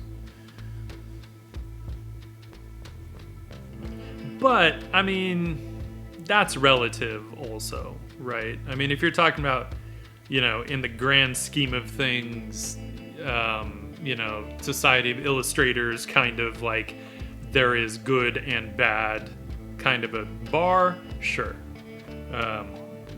10,000 bad drawings. But, you know, there were drawings I did in junior high school that I was very proud of, even if I looked at them now and was like, oh, okay, I've never shown those to anybody. I don't think I actually have any of those, but that's okay. Now I'm having to figure out what I want this stuff to be. I feel like I want some kind of wraps here, but then I also want some actual bracelets.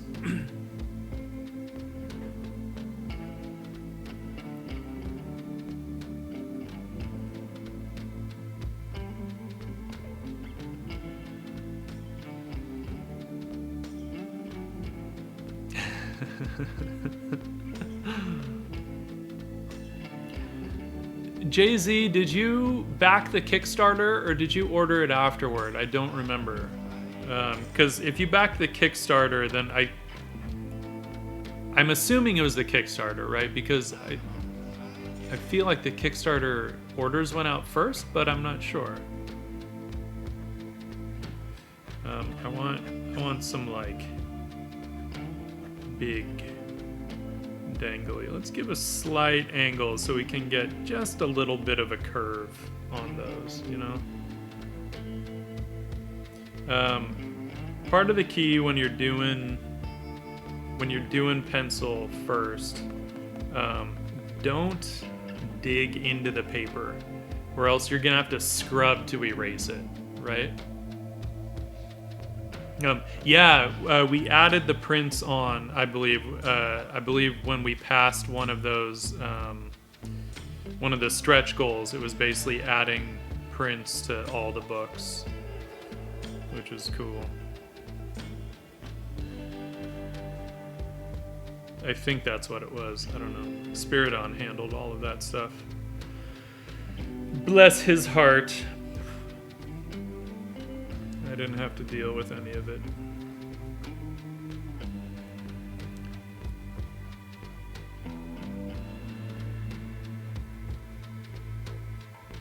And I believe Autumn has another original coming his way from that.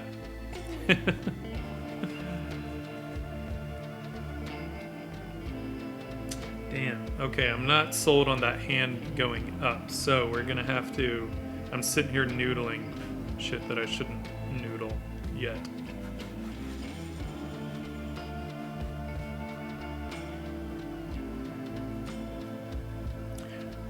And this is the thing, like, just because you're moving over to a final piece, that's no excuse to all of a sudden slow way down on the sketch, right? Because you want to keep that energy going, and if you slow down, you start to just get too tight where it doesn't really matter yet. You know, there's plenty of time for that. So that's why you'll usually see me holding the pencil a bit further back to just like help keep my hand loose, draw more from the shoulder, all that good artsy shit.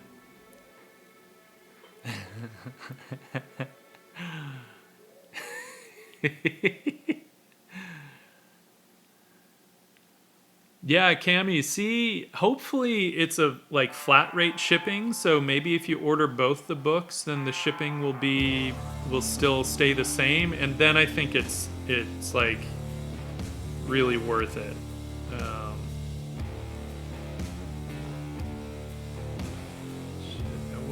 Because, you know, I have her, like, she's got that nice kind of graceful sort of deal with her hand, which I still kind of like. I think there's a delicacy to it that's pretty fun. I think I do want to keep...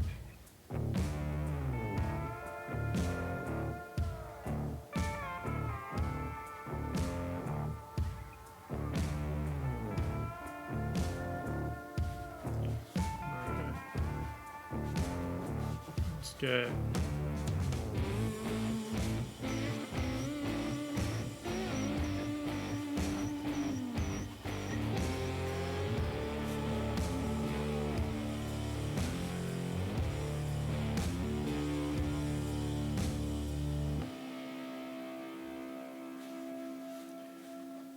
And no Daniel drawing would be complete without jewelry with dangly bits. I was trying to figure out a different way to say that, and I just couldn't, so I had to bite the bullet and just say,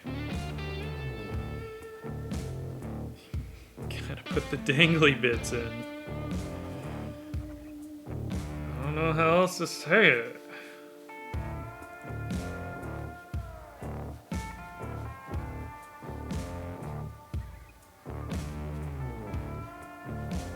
Yeah, that's what's happening.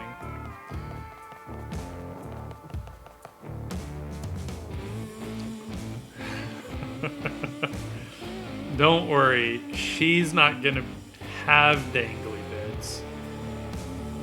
She's just gonna be wearing dangly bits. She's a witch. What do you want from her? Or a sorceress or something. I don't know. She's a mystic. We're just gonna call her a mystic.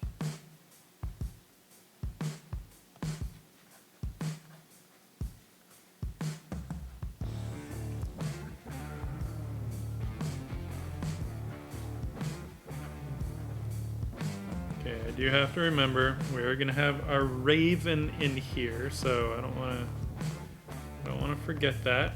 Compositionally, we gots to remember.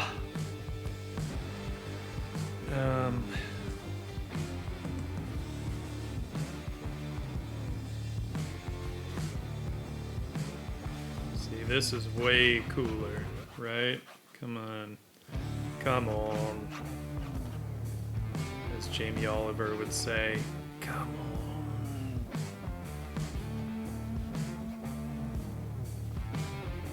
And I kind of like,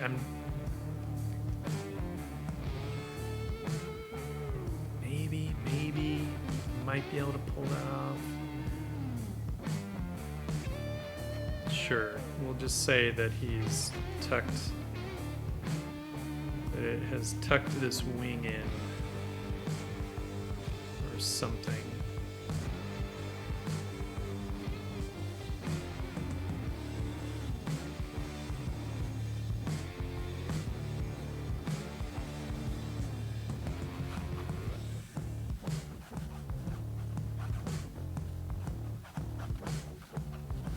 Getting that tail. This raven is going to be largely like just a black shape. So that'll be pretty fun, I think. It'll be a nice balance to, like, this will be largely black. Her braid will be this black shape. She'll have the smaller braid here. It'll be cool. It'll be cool, I think.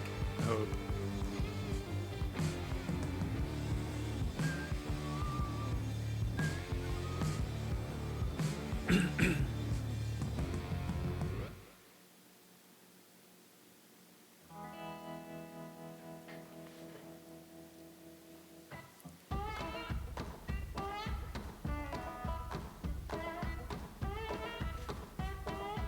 Oh, did I miss something? Sorry, I'm like all cut up. I'm all cut up in this art shit. Brandon Lionhearted, thank you. I appreciate that. I do enjoy doing those little minutes of zen, I have to say. They are a lot of fun. What on earth was that? Awful screech.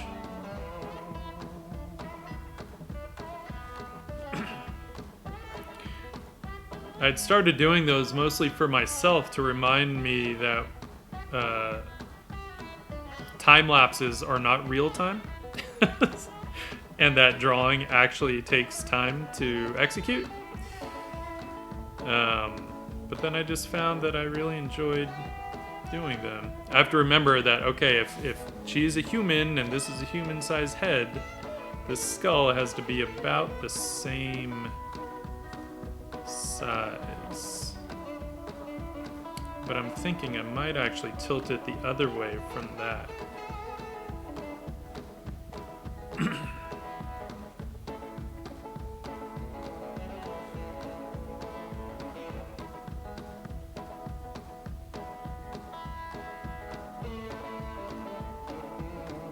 Hydrate. Thank you, Cammy.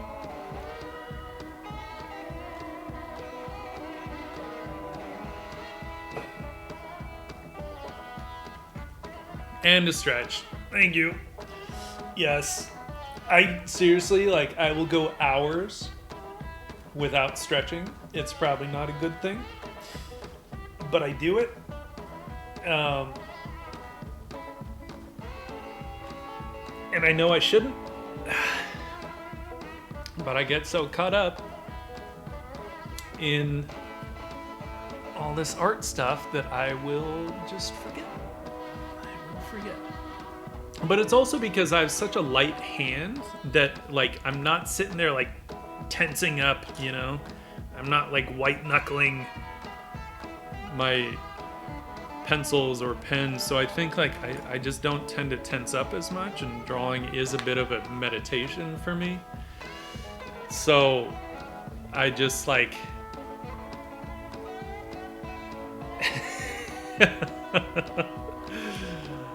yeah, I know. It is, I know it is good to just get up and move, you know, even if you feel like your body doesn't need it per se. So we'll go ahead and stand for a hot minute here. We'll stand. We'll even take maybe just like a couple minute break, even though no one did redeem it, but that's okay. We'll stand here and Brownie 4474, thanks for the follow. Thanks for the follow. We'll stand here. Love how the camera's like, oh, I should focus on the iPhone, bro. There, now no iPhone to focus on. Wait, let's do this. Push that out of the way.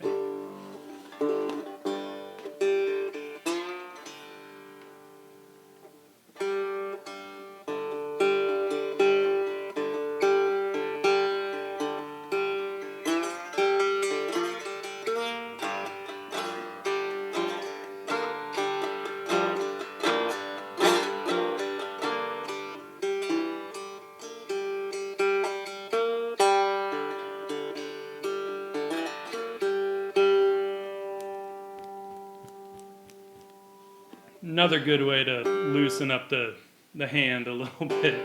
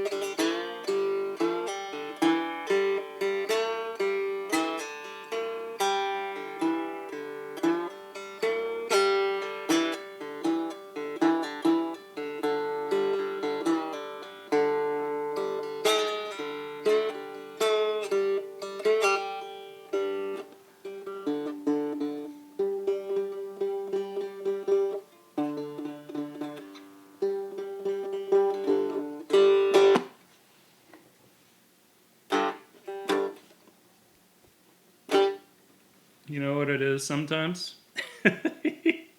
This is so weird. I am so used to having my drawing glove on. And even when I'm working, I'll just quickly take a break and pick this up, but I'll keep my drawing glove on. And then it feels really weird when I don't have it.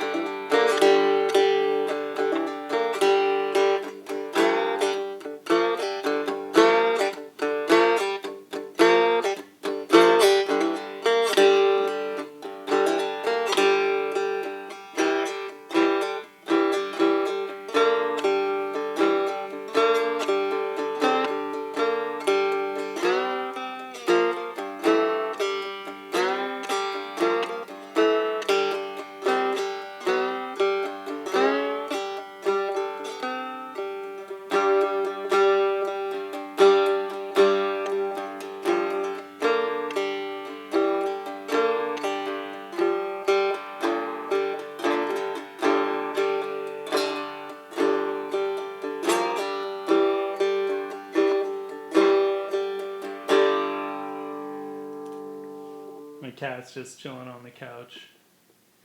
She doesn't mind this thing, but when I play my 6 string, she hates it. And I don't know why. As soon as I start on that, there's something in the pitch that she doesn't like, but she has no issues with this, which is just weird. Because to me, this sounds way more high-pitched, so I don't know what it is.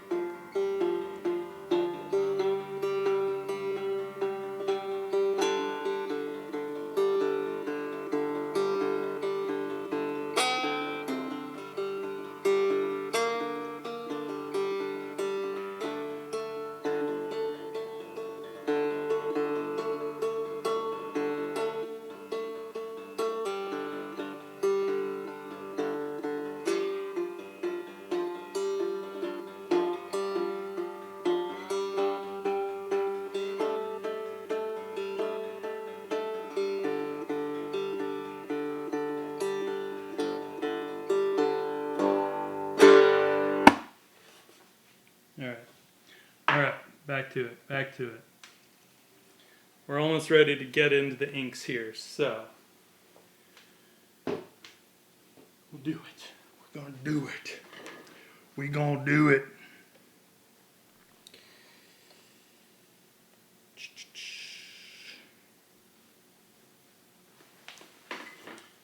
Inks, almost.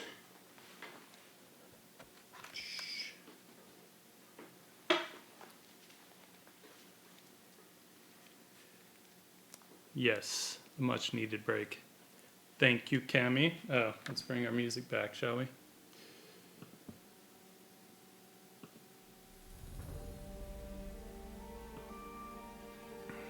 Because working in silence would just be awkward.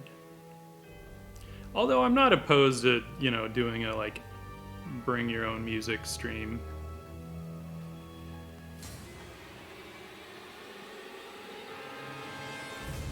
Because there are times that I want to just, rock out to stuff that I know I can't stream.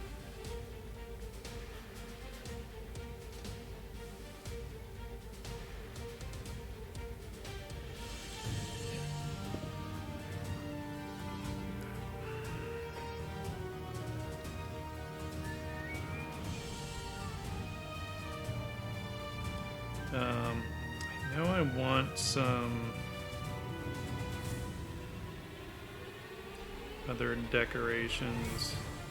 What was it? In paganism, there was a name for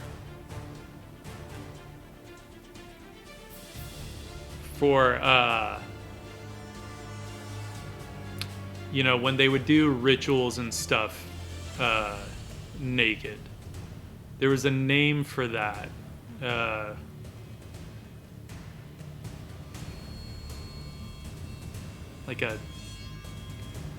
No, not those kind. Yes, skyclad. Yes, Viscera, you're on it. Viscera is the only really smart one here. Arthurigus. Sorry to make you sleepy. Thank you for joining.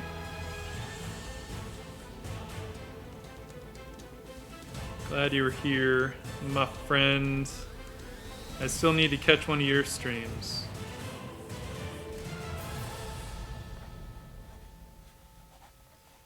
All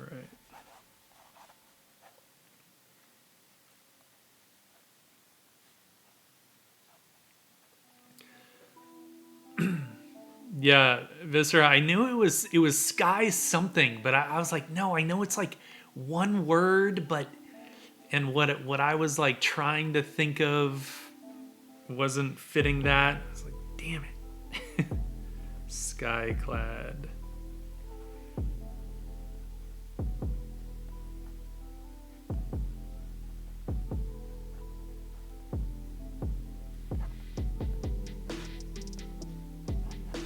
So I always like this thing of having like ropes and ties like going through the eye sockets and shit. It's just cool.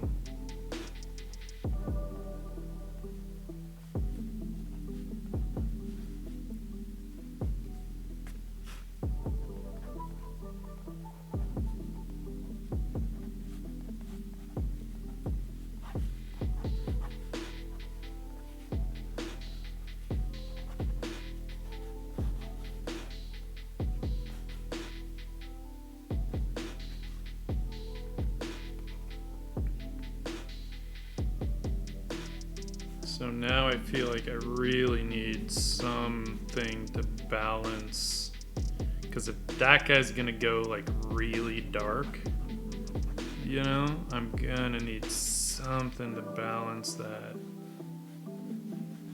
It's gonna be a little tricky, but maybe if we extend some of this, get some of the flowers, we can even get some feathers and stuff in here. That can maybe also call a little bit of attention over. Just because those sharp shapes of the feathers, right?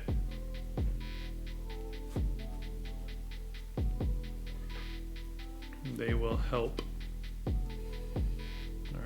Alright. That's good enough for government work. Let's get into pencils. We'll pour ourselves a little more scotch. Kind of, you know, keep those inks flowing, right?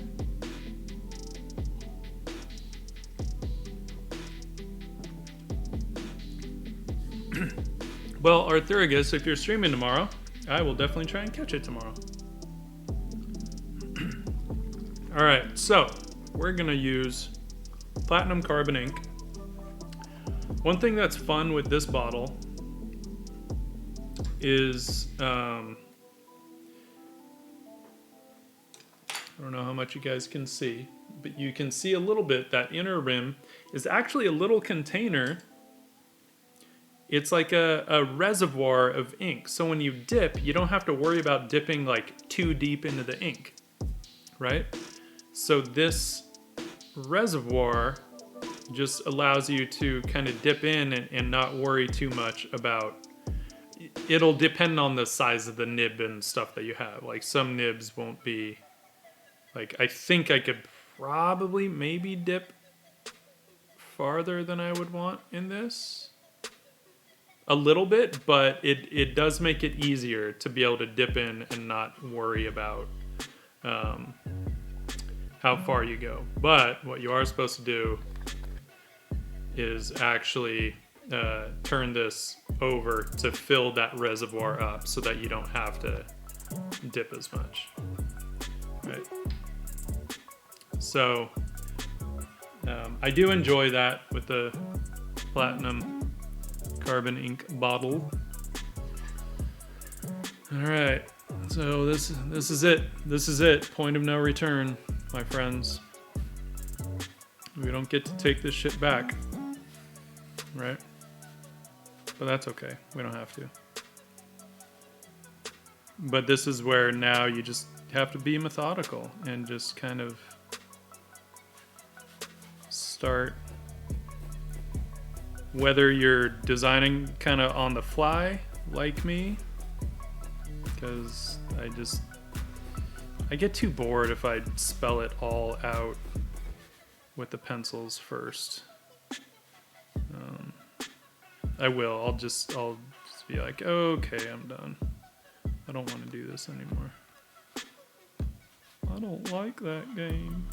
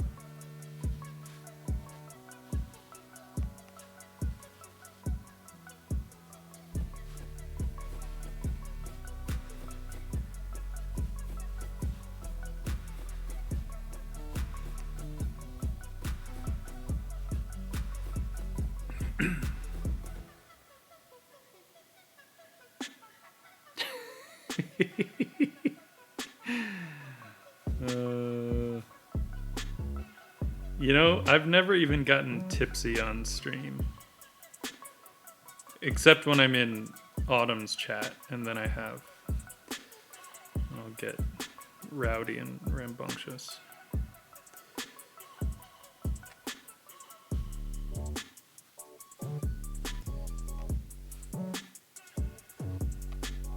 But live, I would never. Drink responsibly, my friends.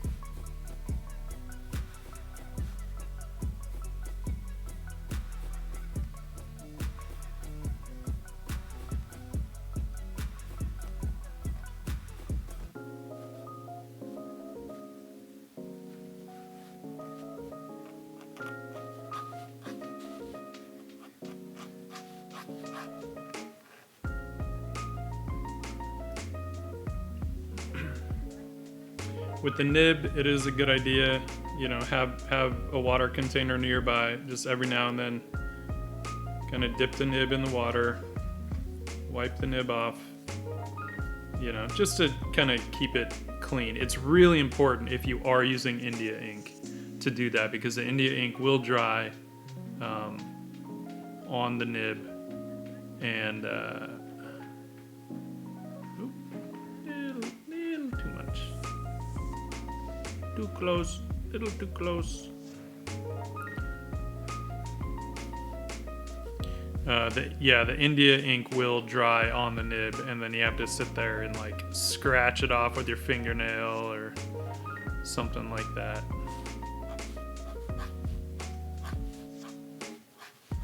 Now her hair is gonna go more or less black, so I'm not worrying too much about, you know, getting the details, but I also like to have the option to like leave some spaces and stuff where I can. Oh,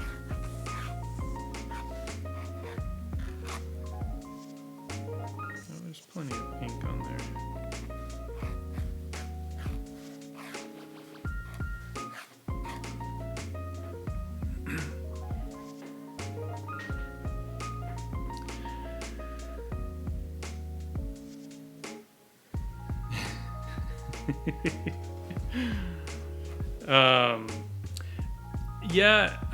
Amaryllia,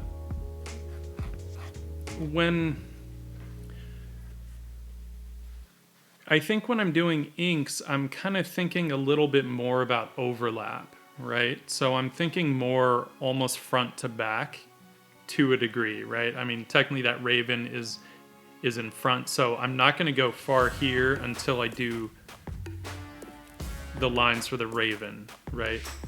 But I'll do a bit of this still.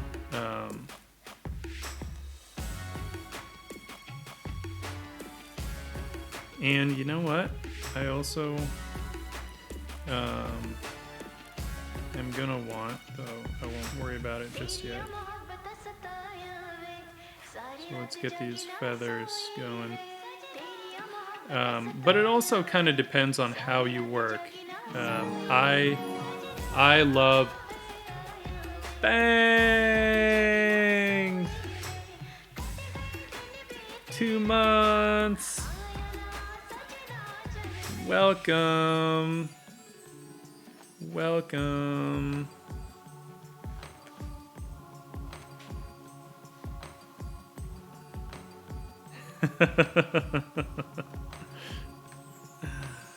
Yeah, we're doing some pen and ink goodness over here. You know, it's like I'll see like Cryomera, you know, doing all this awesome stuff. I'm like, man, I want to do cool ink stuff. I want to do that too. You know, I was gonna do pencils, but we've been drawn because you know we have a sketch project in at work and doing pencil stuff, and I was like, yeah, I'm gonna do a pencil stream, but now I'm just like, I've been working pencils all day. I don't want to do that. I want to do something different. Inks it is. Oh, thanks. Yeah, this was oh, that was more in view, wasn't it, before? We can get that in view a little bit more still.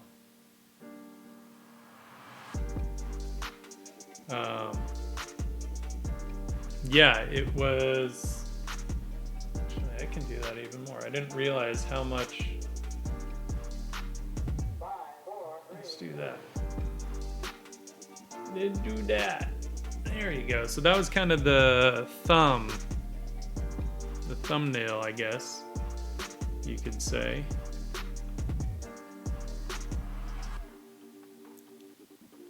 Oh, Aurelia, that's okay. You can lurk all you want. I'll lurk in people's streams all day. Because, you know, sometimes I'm like, no, if I start chatting, then I'm going to keep chatting and I really have to get work done. And so then it's like, all right, I got to lurk. And there are times they say something, I'm like, ooh, I'm about to type. And I'm like, no, I gotta work.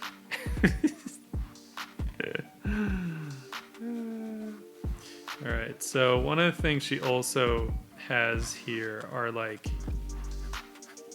wilted flowers. They aren't all like beautiful, you know, because we gotta have some wilted flowers.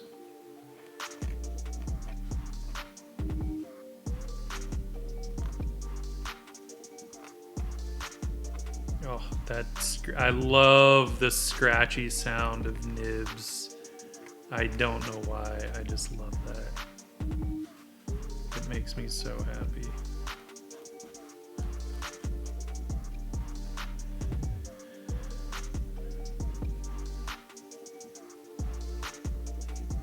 Yes. Oh, poor kitty.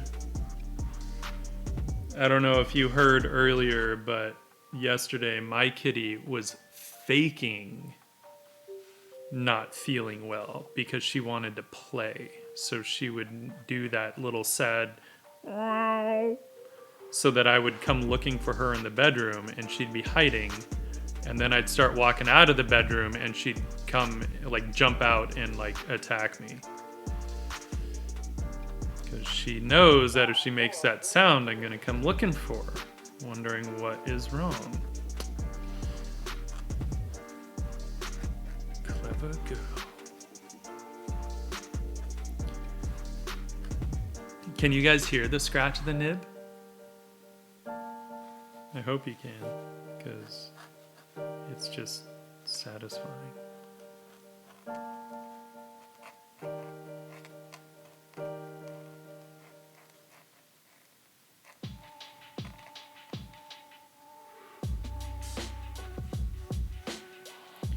Ooh, you know what I want? I want like little... this is where I like to just kind of start to go a little nuts with detail in parts, like just little strings or something, I don't know, like tied on to these, and we can put little kind of pendants and stuff.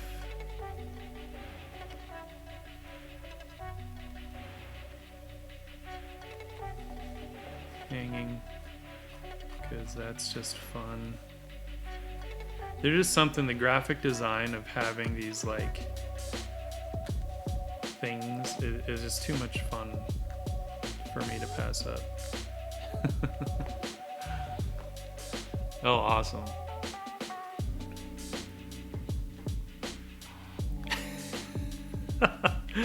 Fanged.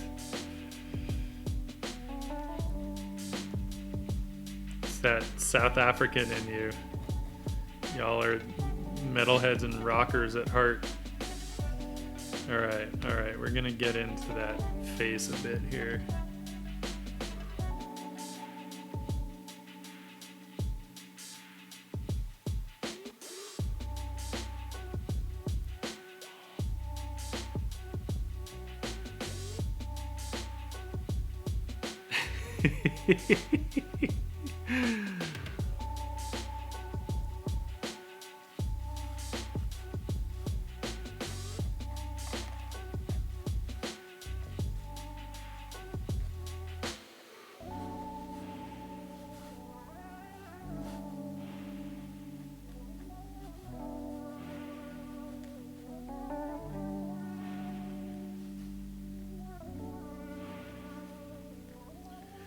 And it's funny, when I'm doing something like this, I don't necessarily think of, like, I'm not thinking of her as having black hair.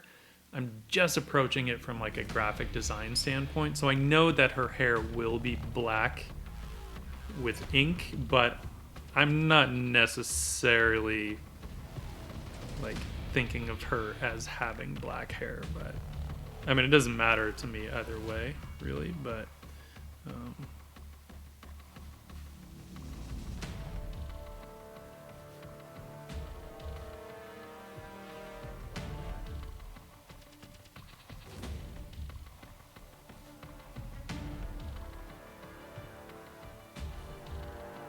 she will actually have eyes, unlike the girl on the cover of my book, who, I don't know, I kind of envision her eyes as glowing, but some people got creeped out by the no eyes thing.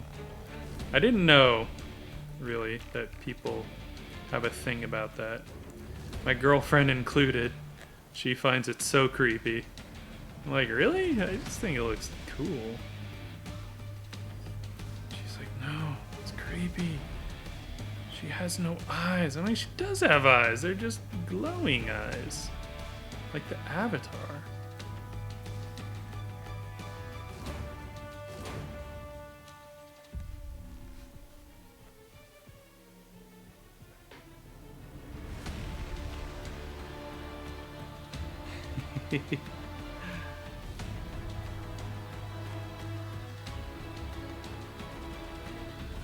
Yeah, I don't know what it is, but I had a couple people on Instagram comment on it too, and they're just like saying how it freaked them out. I didn't like it.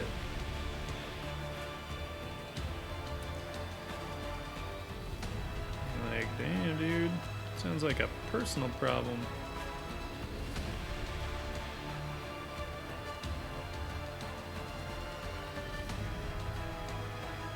Or like, you should fix that. I don't like the no eyes thing.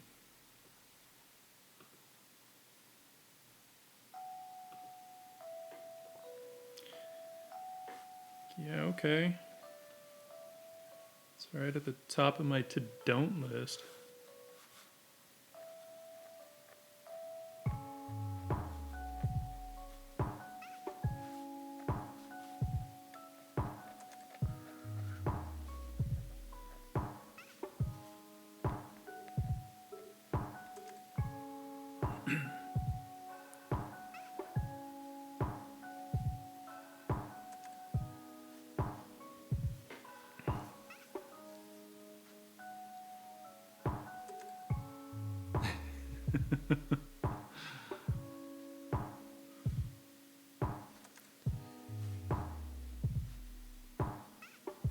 I kind of feel like she might need a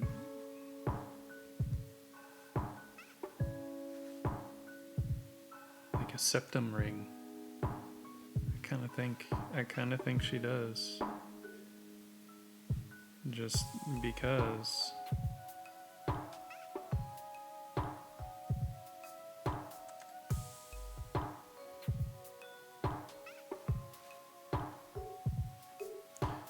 Well, she's got it now. No takebacks.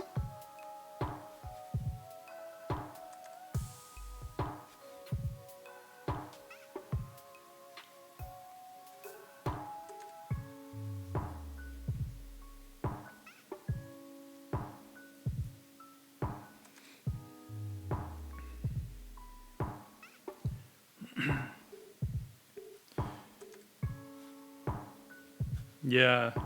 I mean, I'm sure there's got to be a reason, right? But I don't know why my girlfriend thinks that. I mean, she loves Avatar. She doesn't find the Avatar state creepy. So I don't know what that's about.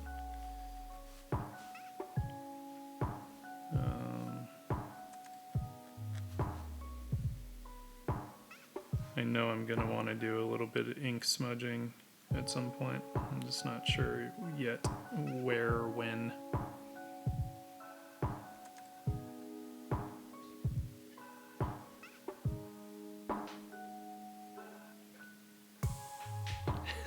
Yeah, I mean, right, Aurelia, that's the other thing that we always have to remember, right? And I always have to remind myself on like Instagram or something. I say Instagram because that's kind of where my largest following is. That someone might leave a comment that kind of like gets to me in some way, right? But then I have to look at like, oh, hey, wait. Like 3,000 people liked this image and one person left this comment. I'm pretty sure I'm okay. I think the rest of the people don't hold with their reasoning.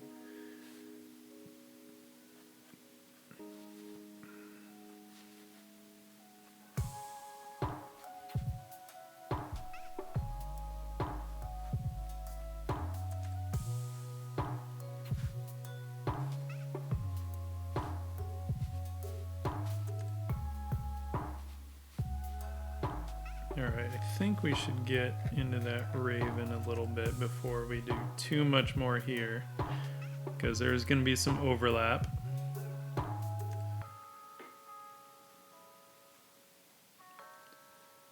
So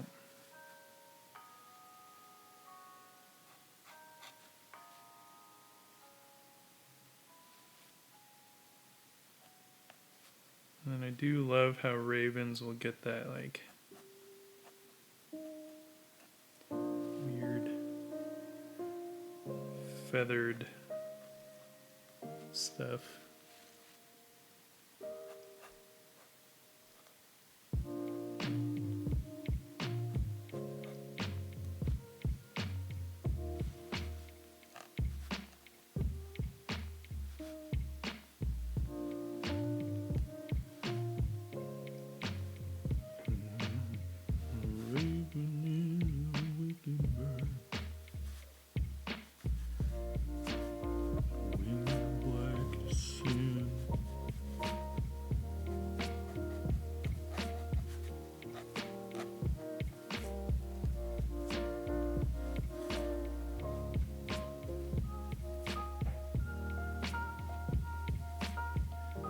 Have to remember the ravens don't have those yellow eyes like the crow does, right? The ravens just have those crazy, like, super dark brown eyes that just look black, which is pretty cool.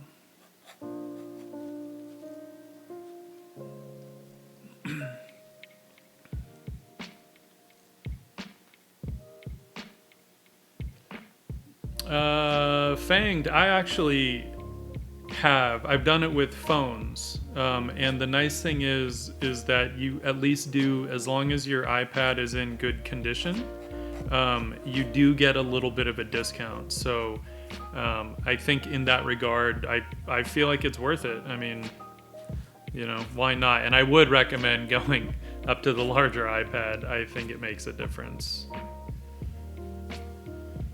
So I feel like that wing will be sort of wrapping around, which I think could be kind of cool.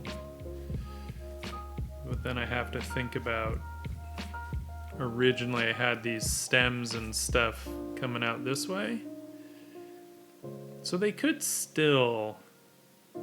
Nice thing with illustration is we don't actually have to 100% stick to like totally accurate physical space, right? We can sort of play with that stuff and sort of fudge some of the overlap, especially if it works for the composition. If it makes something work better, generally people won't question it too much.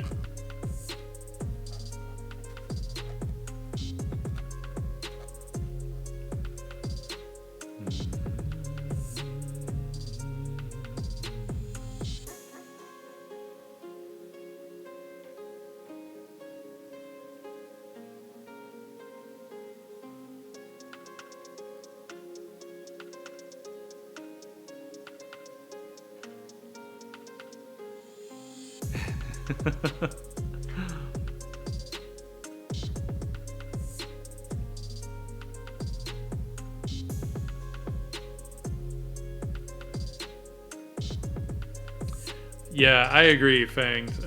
I absolutely love that combination of graphic design and like rendering. I think it makes for just such interesting imagery. Alright, so unlike the thumbnails that we did, we're not bringing water into this, right? I mean, we could try, but it wouldn't do any good because we are using waterproof ink right now. But that's okay. To me, there's sometimes a difference. Like I want my sketches to look good, not from the vanity standpoint, but just in terms of like, I want them to make me want to continue with the concept, right? So it's like we have to kind of trick ourselves and like inspire ourselves as we're doing all this shit. And so that's why I'll do the thumbnails with water-soluble ink, because it just gives it such a nice vibe, right? With these. But I'm not doing the same approach because I'll be using like stark blacks for this. So as we get real funky.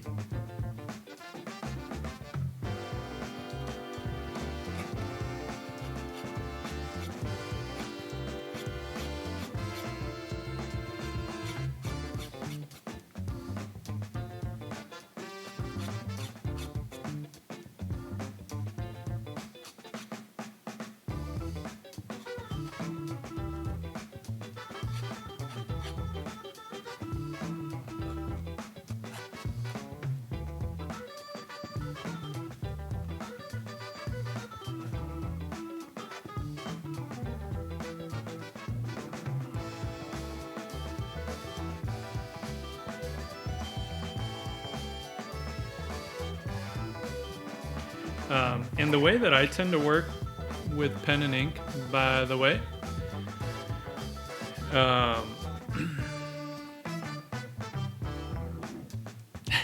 yes, Dean Cornwell. Oh, thanks, Aurelia. I appreciate that very, very much. The way that I tend to do inks is like I don't do too much heavier line weight early on. I like to kind of leave some of that.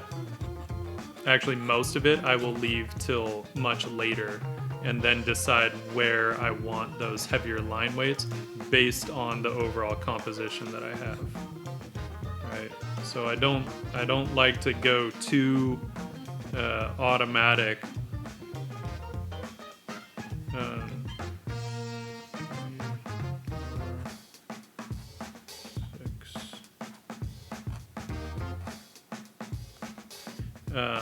In terms of just like throwing in heavy weights as I go, because I want to be able to make those decisions later on to see if I can strengthen the composition as I'm going, or as I move further into it.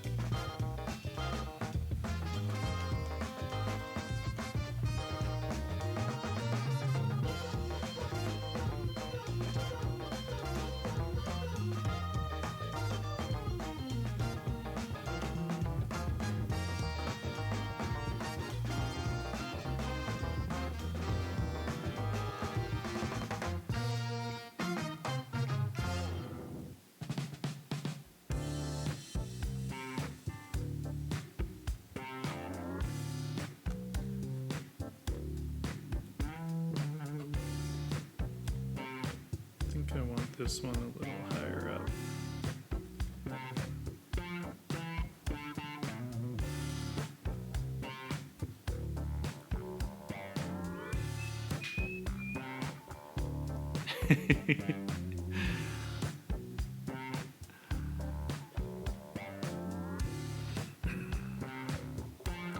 Hey, Fayon, welcome, welcome. Thank you for joining us tonight for our chilled inks.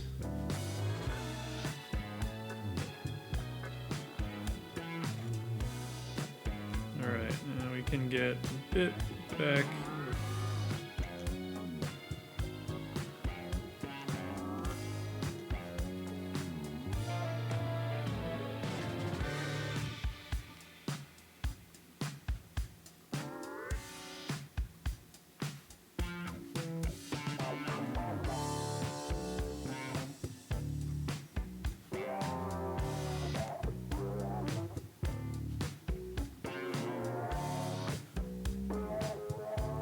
It took me quite a while, by the way, to realize that I preferred inking this way, you know, where I am kind of making things up with the ink, where I just have a loose, and in this case, rather obliterated pencil sketch. Whoops, so much for a smudge guard. But that's okay. There's enough there that I know what I'm doing. Because I used to just like spell everything out in the pencil, and then I was just like, wait, shit, now I have to draw it all over again? Like with ink? Well, that's stupid. Of course, when I was first doing that, scanners weren't quite a thing yet. I'm dating myself right there, but oh well. Like they were around, but they weren't readily available. And I sure as hell didn't know anything about them. So,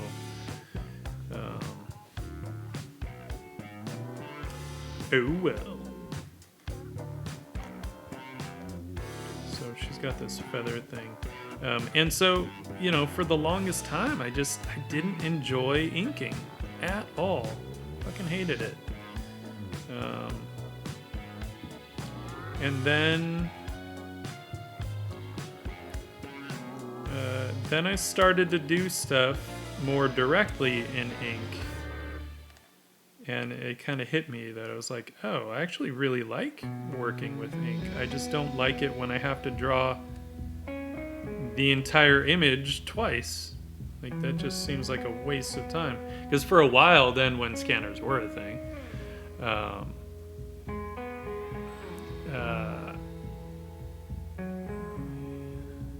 then I would just scan my pencils, right? Because I liked the look of those more. I didn't like the look of the inks. I could just scan the pencils and darken those in Photoshop, and boom, no need to ink anything.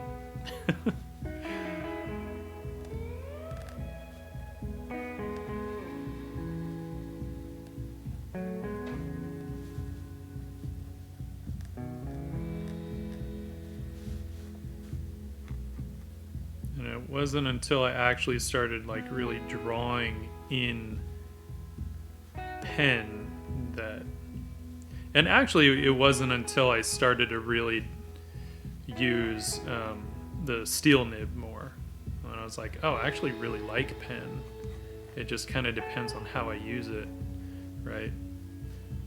Like it wasn't good for me when I would try and get too super like uber precise with it. I would just instantly just get bored.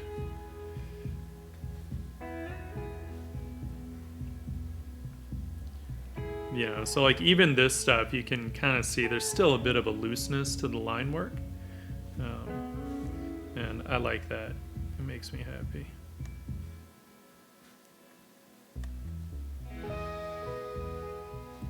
I'm trying to decide if I want some kind of a tie. I think I do. She's almost like a sequel in a way to the girl on the front of my book. So we're gonna do little, I don't know, primroses or something.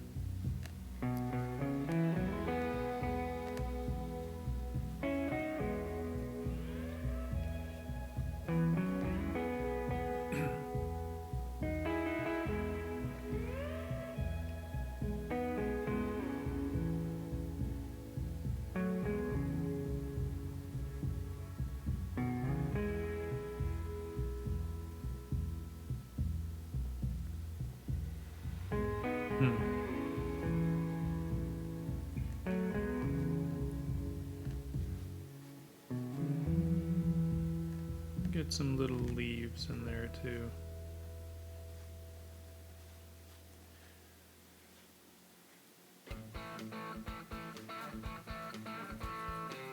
Alright, do I want to? I should. Hang on. Let's just reiterate our shape here.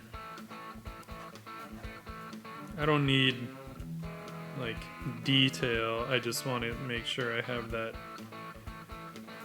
silhouette down.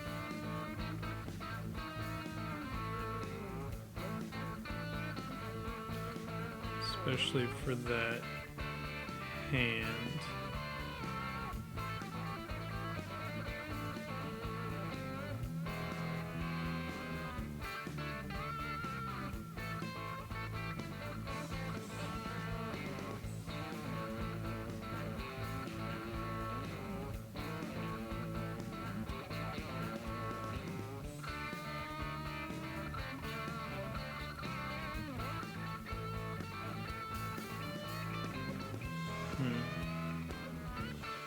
Hands are one place where I will sometimes get a bit more precise if I'm very picky about the flow that I want with it.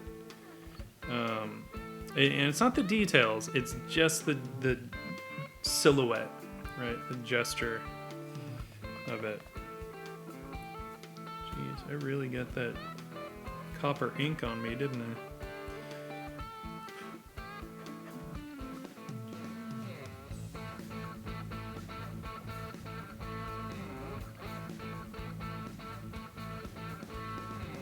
Especially when you start to get a bit of overlap in the fingers, and in the slightest little bit makes a difference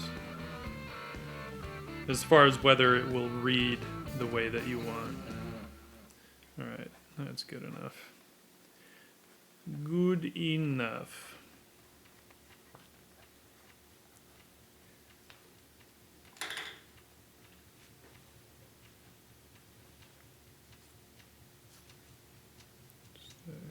Cleaning off that nib a bit. If you don't clean off the nib, the ink generally won't sit on it as well if the ink really dries on there. Not as much of an issue with the platinum carbon, but with India ink, definitely an issue. So, something to keep in mind.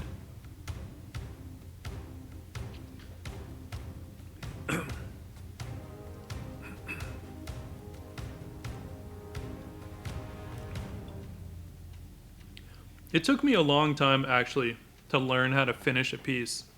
Of course, it didn't help that then I, started working as a sketch artist, so finishing was not really part of my job description. But at the same time, as a sketch artist, like, your sketches have to be legible to people who are non-artists, right? So they're finished in their own way. Loose. I'm gonna do a kind of a loose braid here. I don't want it all to be perfect, and she's like ahead of her time. Doing these cool braids before it was cool.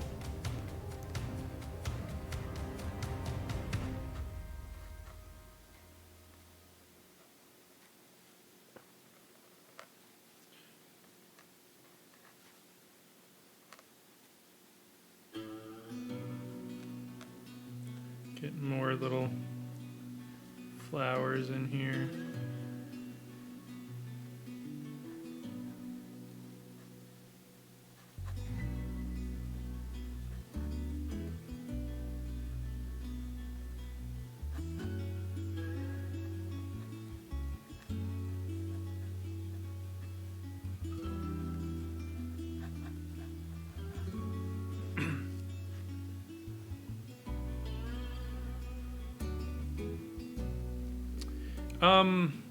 Fanged, you know, a lot of that was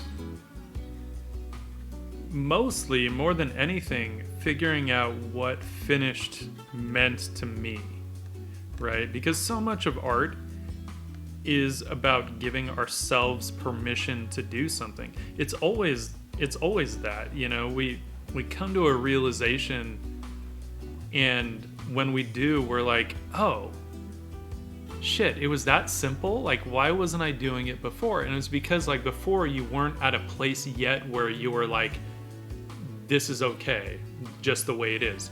Instead, you're in this place where you're like, no, this is what it's supposed to be, because that's what these other 5 people do, right? Or, like, whatever, you know, or some, like, dipshit art teacher told us that when we were kids, and it just stuck with us, and it never occurred to us to question that, you know. And it's not even about like consciously questioning necessarily, but it's like, look, if you reach a certain point in a piece and you're like, you know what, I really love how this looks right now, and I don't really want to take it further. And a lot of times we push past that and we're like, but I have to, because it's not done yet. And it's like, well, it's done if you want it to be done, you know? And then within that, we start to kind of figure out ways that these things can feel finished, you know? And sometimes all that is like finishing out one part of it, right? And then letting the rest just be whatever it is. And that's fine. You know, we don't need to do more than that.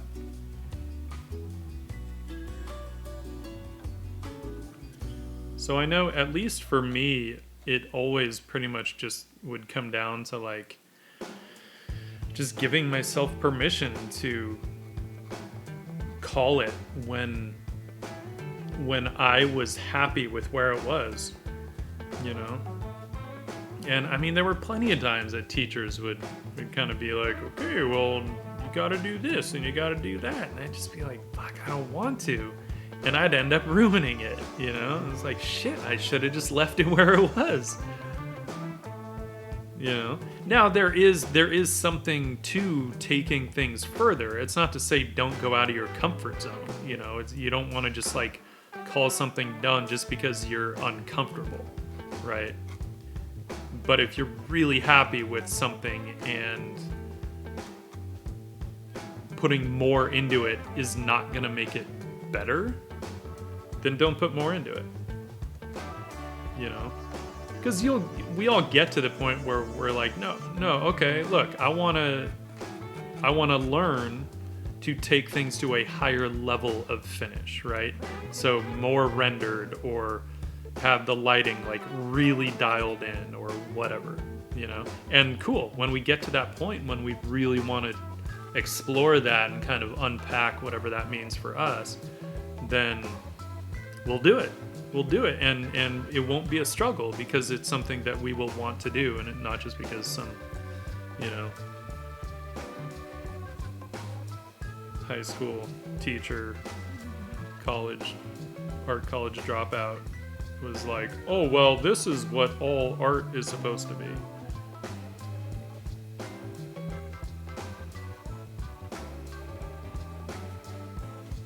I'm kind of questioning the second braid, but I think I want it in there. So we're gonna do it. We're gonna go for it. But I don't think I'll have like the little primroses and stuff in there. Or baby's breath, or whatever the hell it is.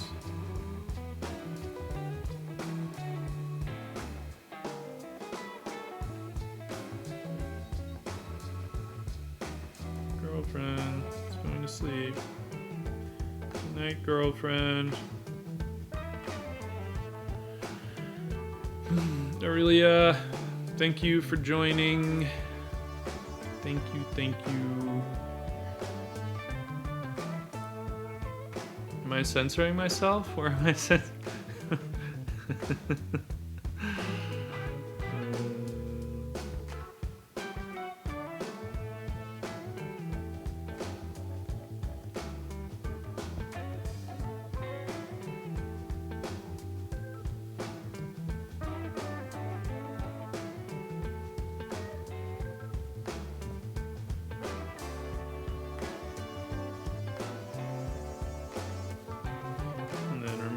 Got all these like feathers.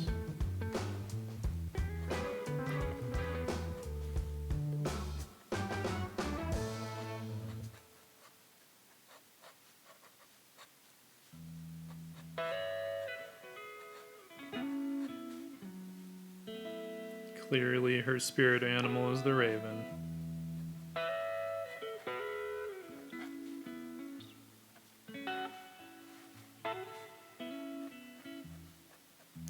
Wouldn't it be?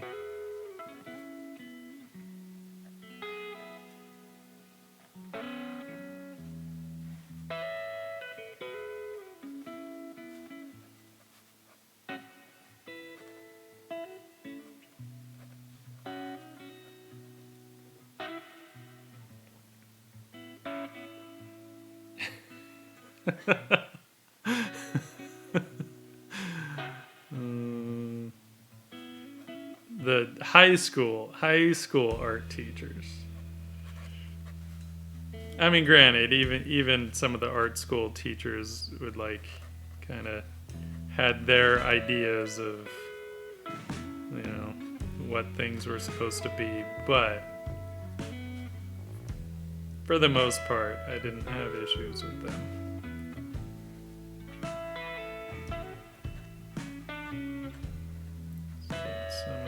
Feathers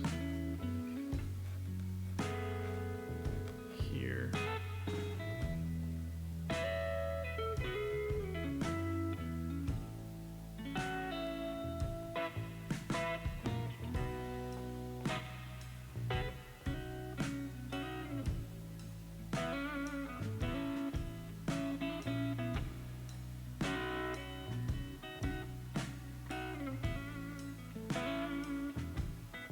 Oh, yeah. Because he didn't like that you were better than him.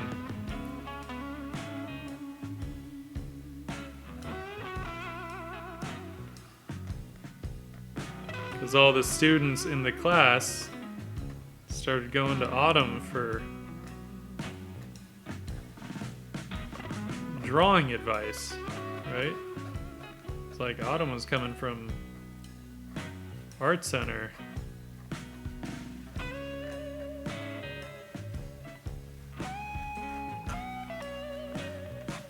That guy didn't like it. He felt threatened. He's like, wait a second. That guy's charcoal is bigger than mine. I just had this dinky little fine charcoal. He's got that big compressed block. I don't think I like this game anymore.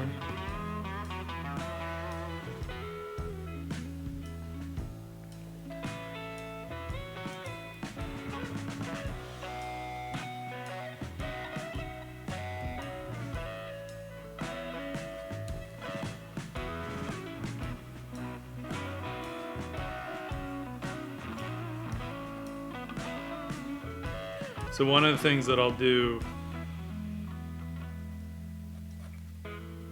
is like, you know, since you can play with value to a degree, you know, obviously like this raven is going to have a lot of heavy blacks in it, right? But, you know, one of the other things I'll do is I'll just keep things looser if they're kind of behind something, you know, if I don't want it to get too like confusing. Of course, now it almost looks like this is gonna be on her upper arm. So I feel like we're gonna have to cheat this claw in, and we'll just make that part of like the wraps on her arm. Just so it doesn't look like it's grabbing onto her upper arm, because I want it to be more like it's about to land on her forearm or something like that.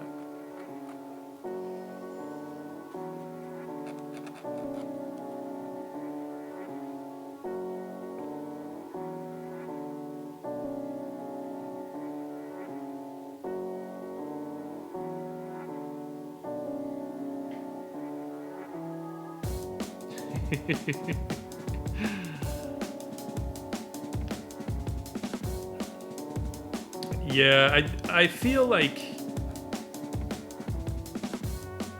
the only thing with the, you know, those who can do and those who can't teach is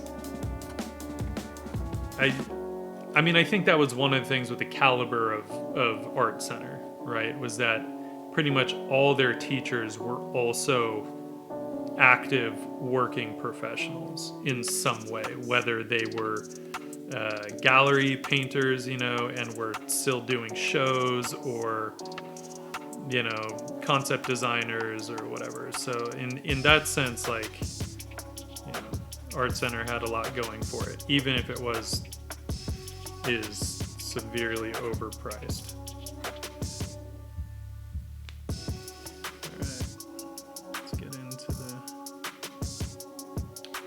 Details of this stuff. So I do want her to have some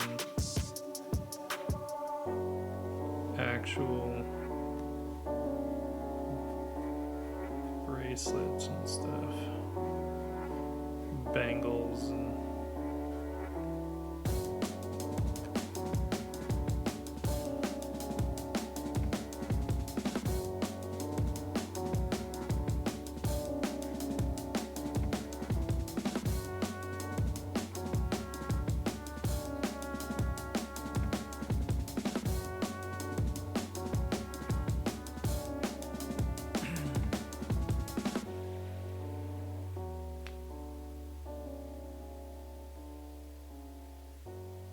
yeah,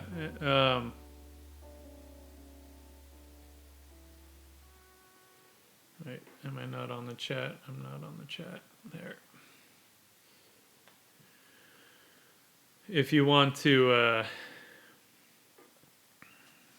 you know, throw stuff up on either one of ours. Autumn's Discord is more active than mine. I'm not gonna lie. But I don't tend to check on his if there are places I can give feedback. I should. I was actually thinking about that today, Autumn. I was like, I'm sure that in the crit section there's probably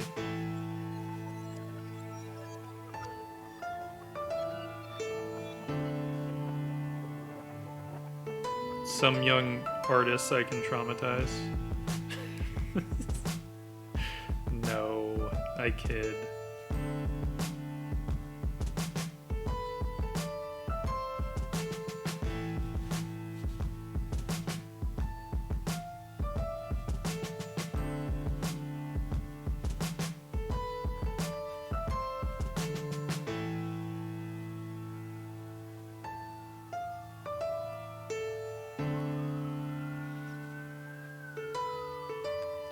Rings, rings, rings.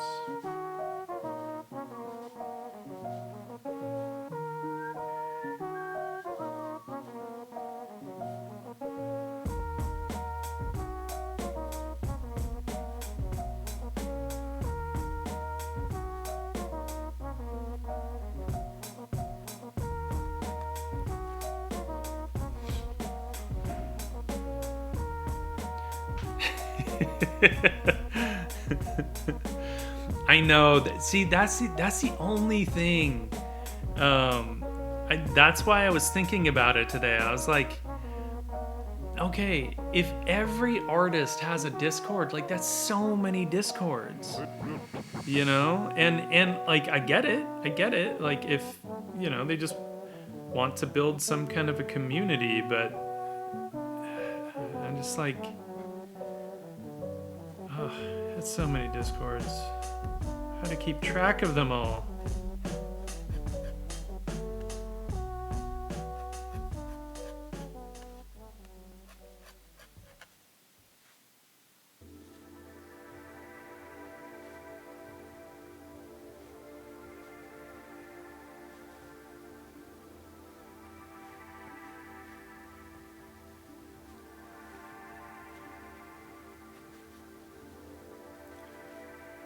We can just all join the arts department.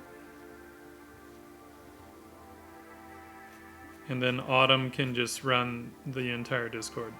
Thanks, Autumn. Makes our job so much easier. Whew. You're a lifesaver, bro.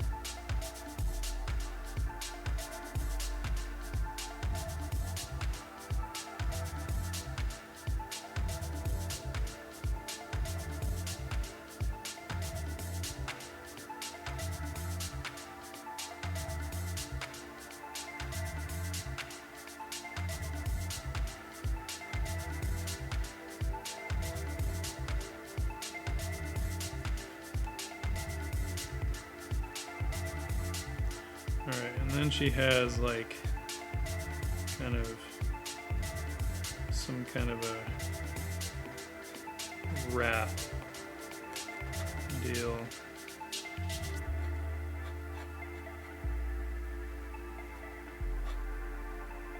That is more for texture than anything else.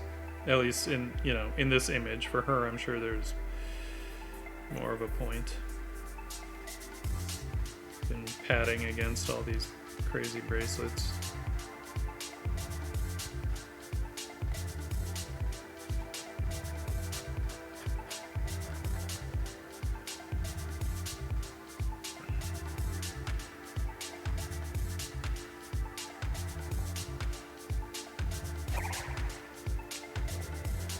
The whales!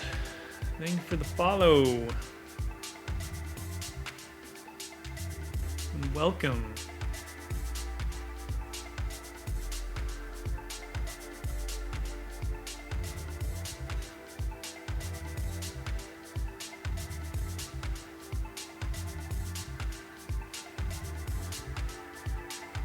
Let's think. I do like the idea of repeating some of these shapes.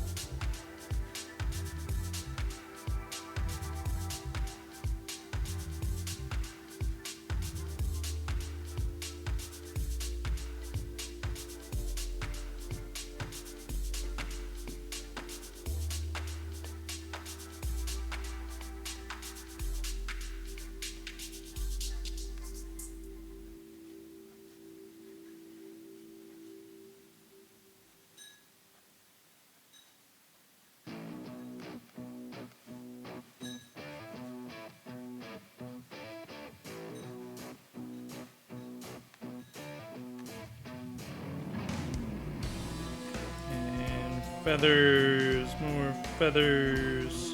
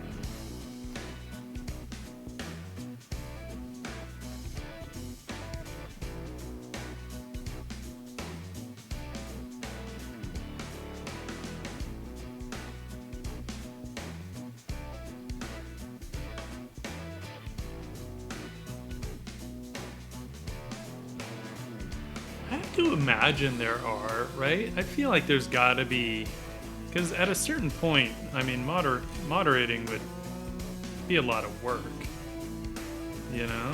And I just feel like to like really do it on a busy server or even a super busy like Twitch channel or YouTube channel, like, it's a lot of work. Like, I would never ask someone to do like legit modding for free, you know.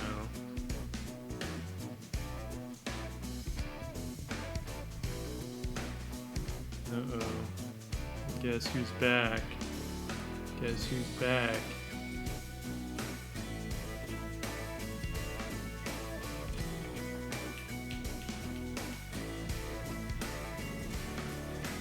Guess who's back? The curtain. Guess who's back? Back again. Jenna's back. Tell a friend. Guess who's back? Guess who's back? Guess who's back?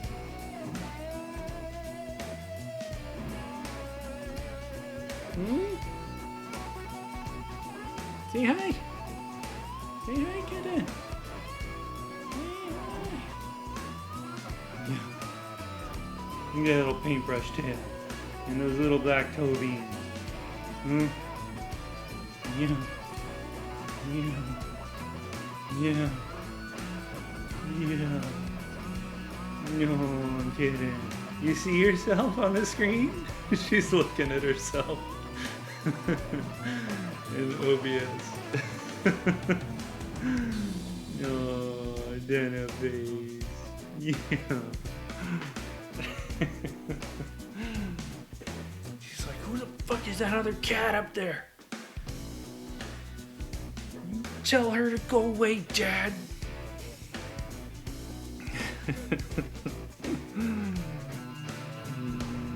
Kitten.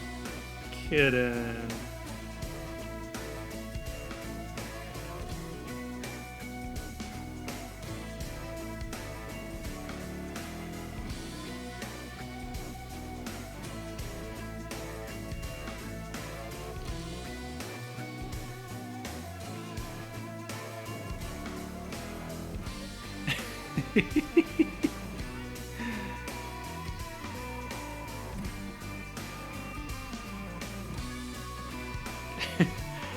Yeah, I know. Even with her, like, sometimes if I take pictures of her, it's just like, oh, I should probably get back on the art, huh?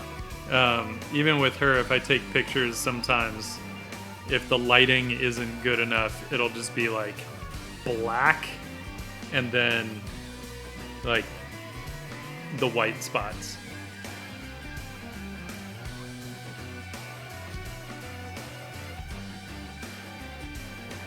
Alright, we gotta get into this crazy bone shirt idea, but I think I'll get to that after this stuff, which maybe I might be able to.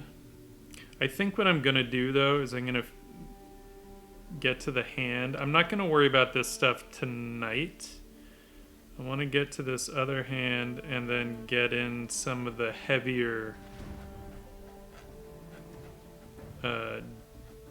darks.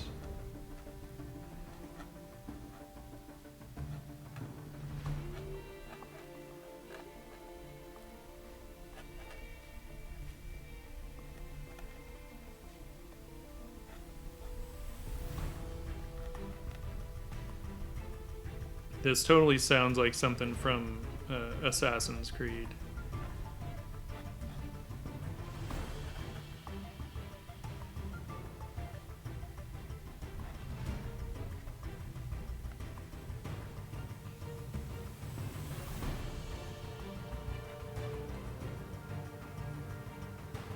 Like Assassin's Creed 2.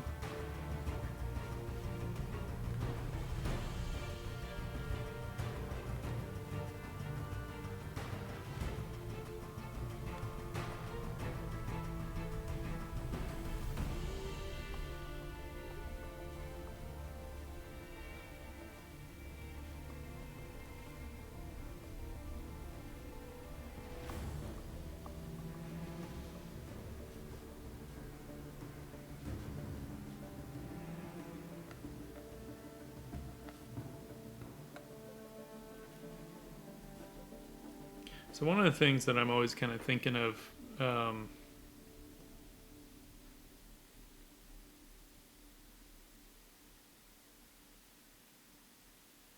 oh, wow, I don't have a pet channel. You're right.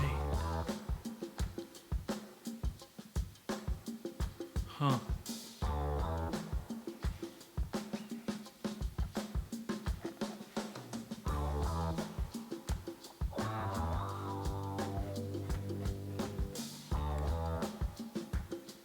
Really? You were waiting for... When did you order? I'm surprised they took that long to send his book. Although... I feel like Peter Hahn's book... Which book of his, Amarelia? Was it his sketchbook? The one with like the white cover? Or was it his like dynamic sketching book?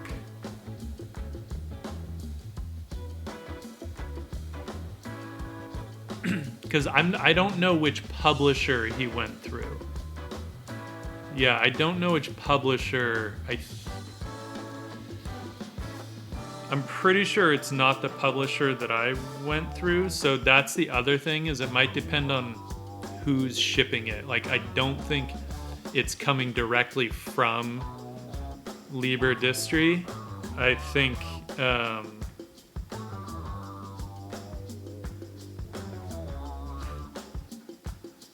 the publisher or whoever has the books gets notified with an order, and then it's up to them to send it out. That's my guess.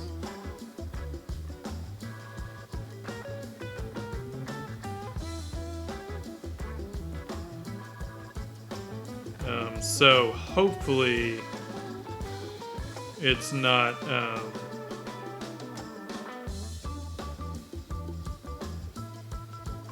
it's not an overall, like, overarching issue with them.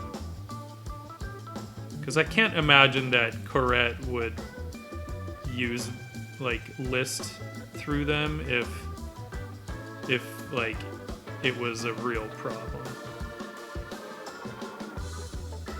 At least I would hope not.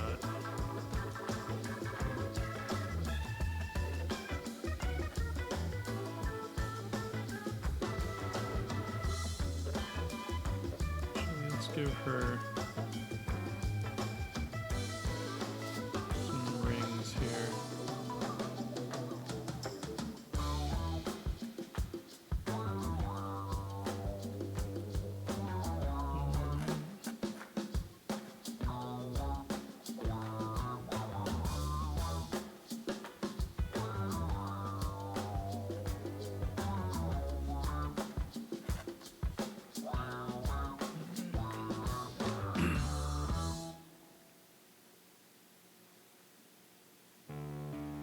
I gotcha.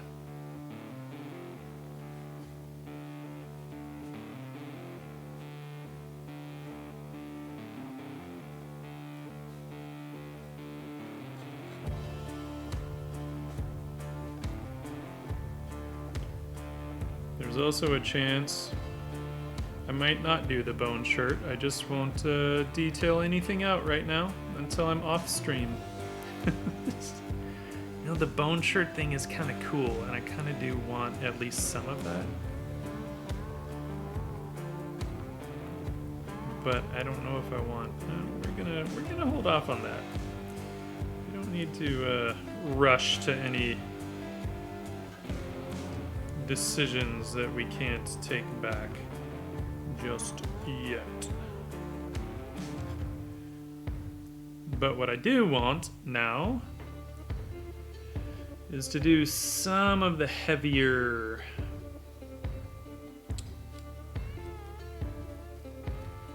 marks, okay? That's where our brush comes in handy. Now, I could use the brush. I have the exact same ink in a brush pen, which is super tempting for some of the marks. I would use a normal brush for covering larger areas, right?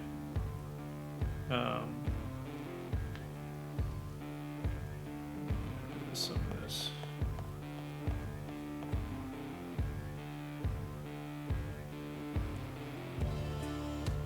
So we'll start there and then see if we want to do.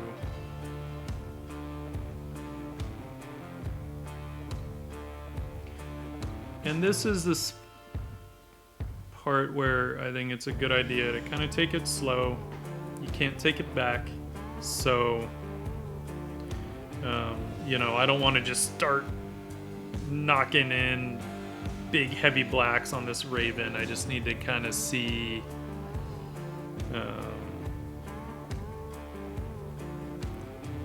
how much I think it can handle, right? As Scott Christensen always says, you have to see what the painting can bear, right?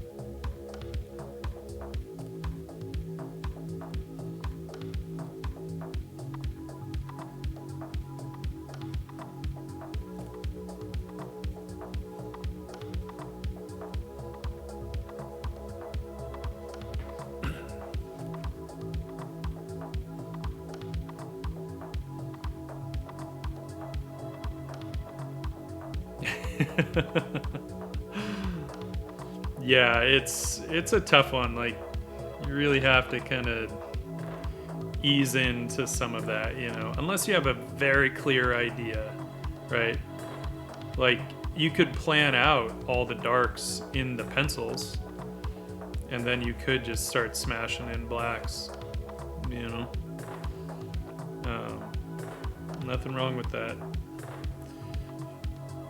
Works wonders for comic artists, right? And they're like the kings of heavy black. Just look at Sean Gordon Murphy, man. That guy, a beast. Absolute beast.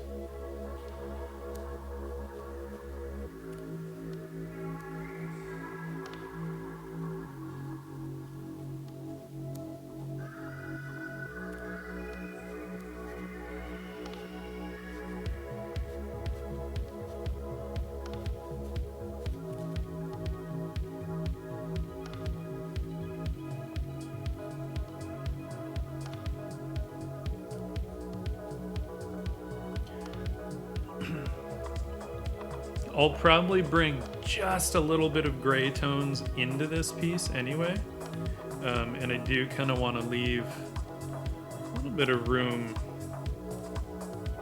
to play with that.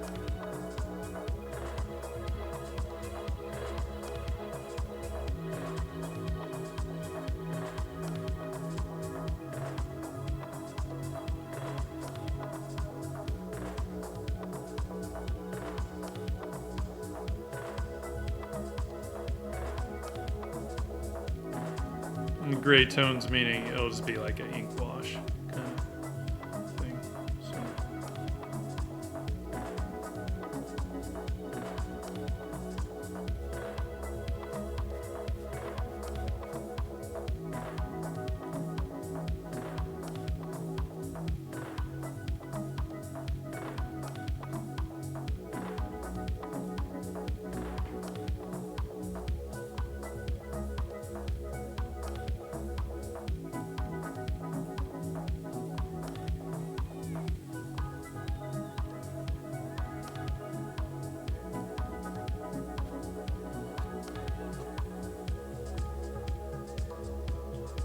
Be afraid to smudge those inks.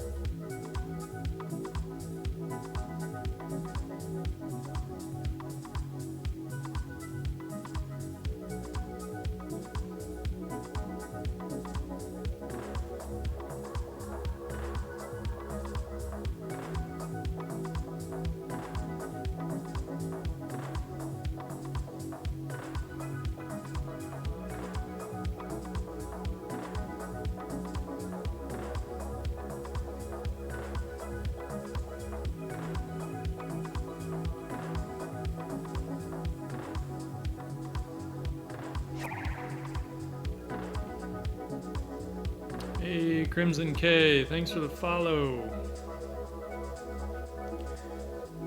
Welcome.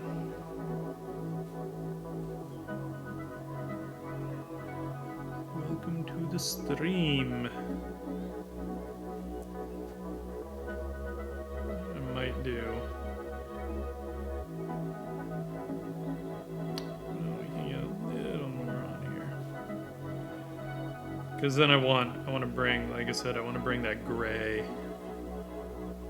kind of into this guy a bit. The ink wash. And I'll just use that 30% India ink wash that I have because it's there and it's super easy. But that's, you have to let this ink dry before you bring any kind of water to it. So we don't. So we'll just keep jamming. Keep jamming.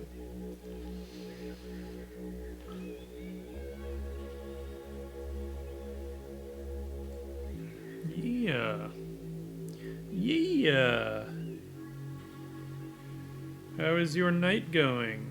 Or morning, depending on where you are.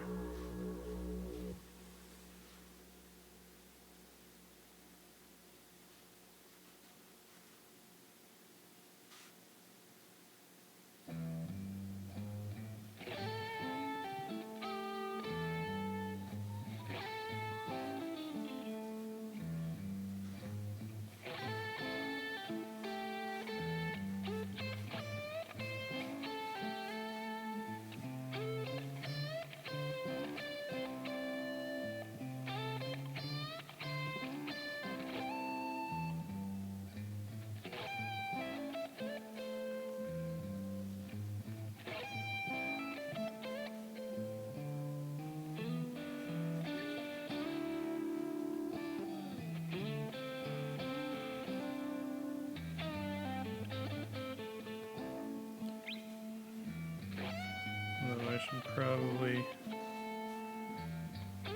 call it pretty soon, since I do have to work in the morning. Man, we've got one of those projects at work that just has so many people in the cast, and so every sketch we do is like 12 people.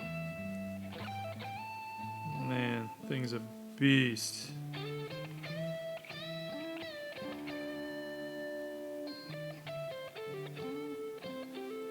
I will say though, this is where the art directors always kind of amaze me, because it's like, realistically in a one sheet, right? You think of a typical movie poster kind of a ratio. There's only so much you can do with like 12 people, right? Like, how many different things can you really have them doing? You know, outside of like superhero genre, where you can have them doing pretty much anything you want. But in a normal setting, right? And yet, man, they managed to do it. The art directors managed to just come up with different ideas, and you know, gotta hand it to those guys and gals.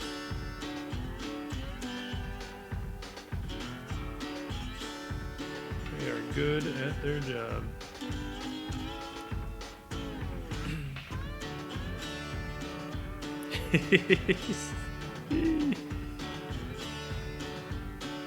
I know, Fang. So tempting, right? Hey, this guy is drawing. Welcome. Thank you for the follow. Thank you, thank you. This guy is drawing. This guy is drawing. I'm gonna get her braid back there too, but I'm not worrying about it just yet.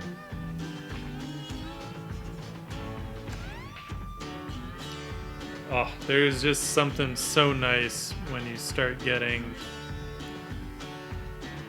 that kind of graphic black happening. I love it. Makes me very happy.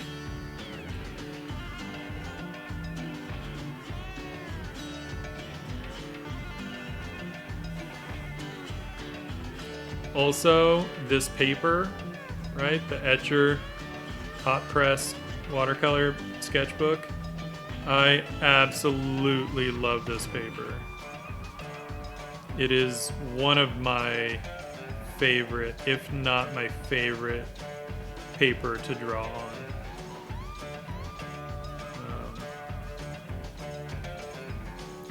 You just don't get as many sheets in a book as you do with like a moleskin, so, you know.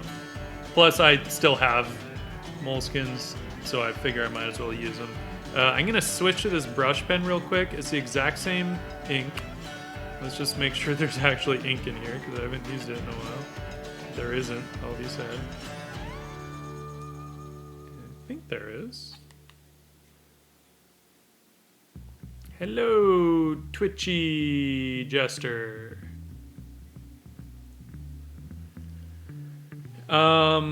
What's the source? What do you mean? Do you mean kind of like what is it about? What's the inspiration for it? Or like the story? Because I don't have a super distinct story. I'm just in a witchy mood because, you know, thinking about trying to think of a piece for the Codex Obscura book that Spiridon is putting together.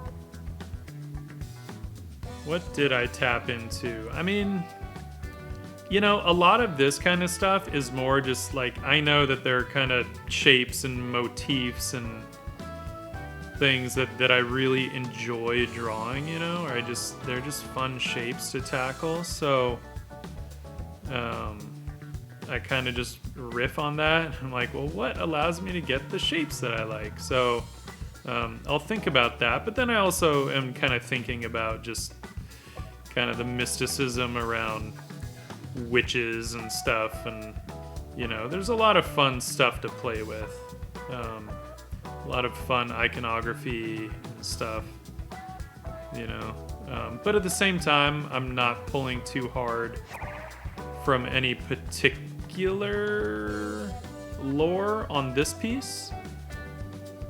And thanks for the follow, Twitchy Jester. I appreciate that. Yeah, so, you know, I don't always like to lean too heavy on, like, existing stuff. Although it's funny because oftentimes I'll think, like, oh, I'm going to make up something, and I'll put a lot of time and thought into it, and I'll come up with something that I think is pretty cool. And then I do some research and find out that it's like, oh, that's actually a thing. I'm like, damn it, there goes my super cool, totally unique idea.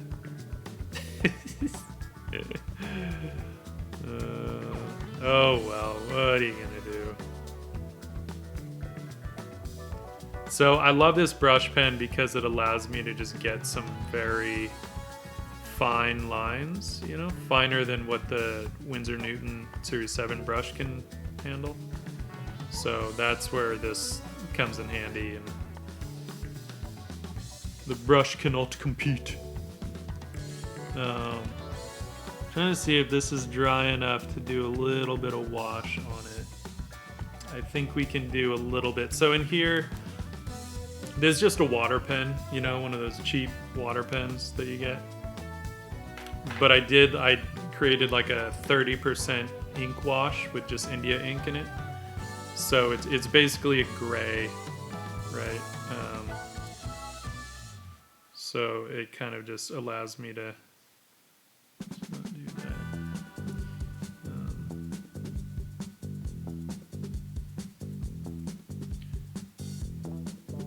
Throw a nice kind of controlled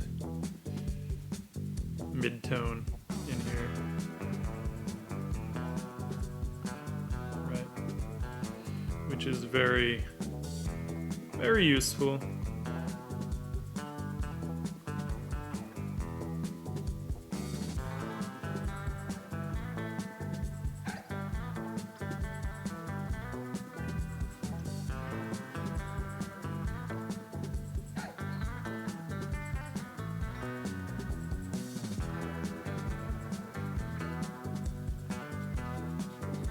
You know, and that helps to cut down some of that contrast where I might not want so much.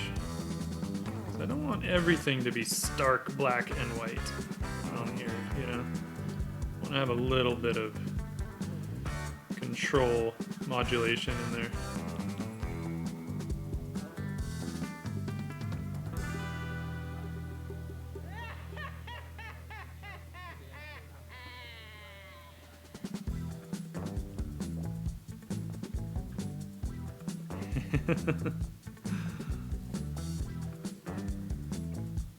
Thank you.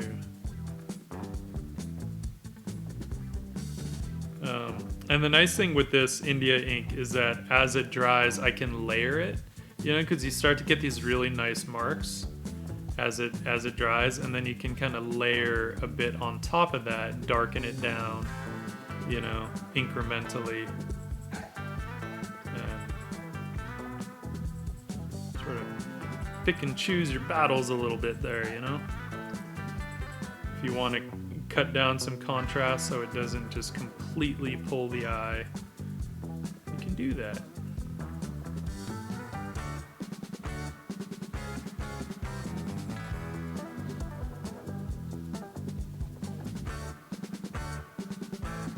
You know, I don't want to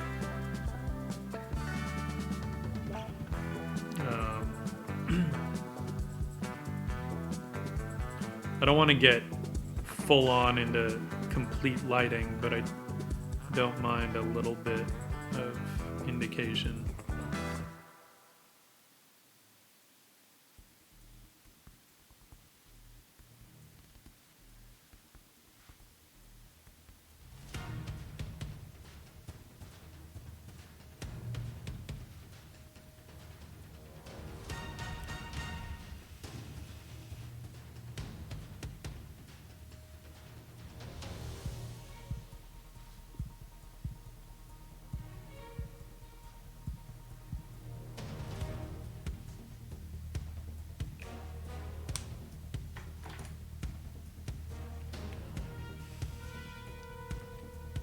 And then we're gonna do it because we got to. Well, let's let that dry first. I think it is dry. I think we're good. I think we're good.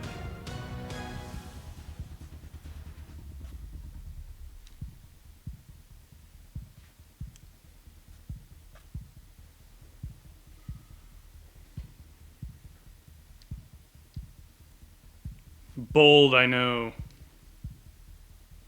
But sometimes you just gotta go for it. Throw caution to the wind and just roar.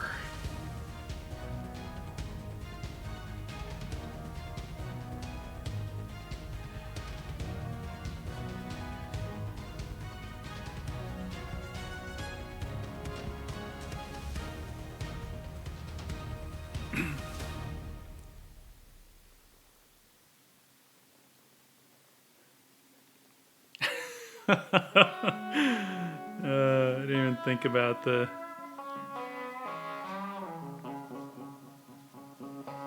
music in that regard.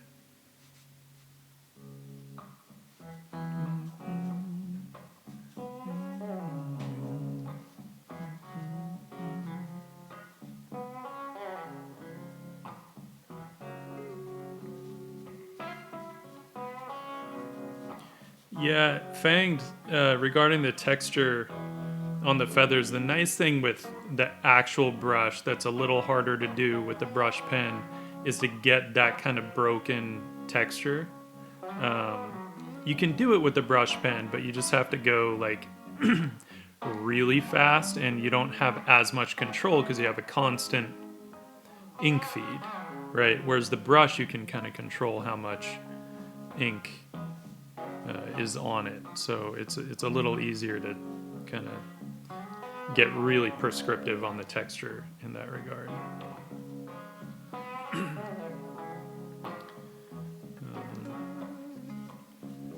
But this will give me such finer lines that it's great for certain things where the brush might fall a little bit short.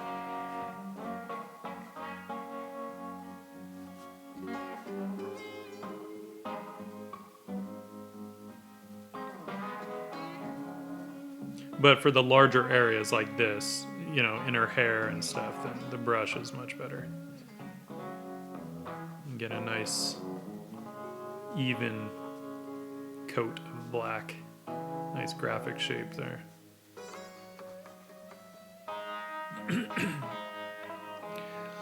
Burger, what's up? Welcome back.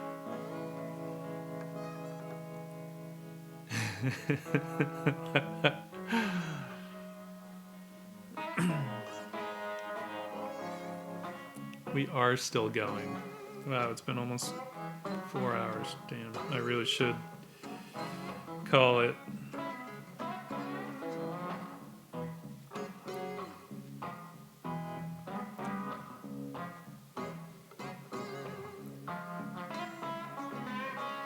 Should call it for tonight.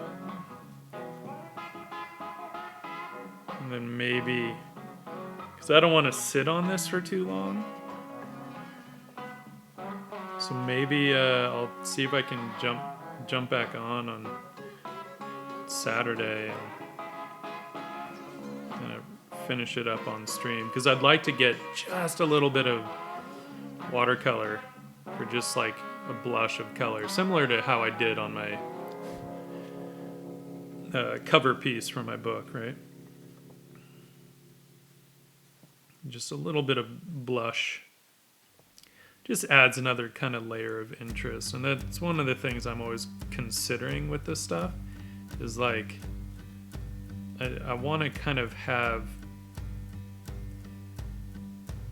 3 or 4 layers of interest where I can, right? So you look at it and you see the overall shape, but then there's some kind of detail to pull you in a little bit more, and then another level of detail to pull you in even more, right? So that's kind of what I'm always looking for when I'm doing these.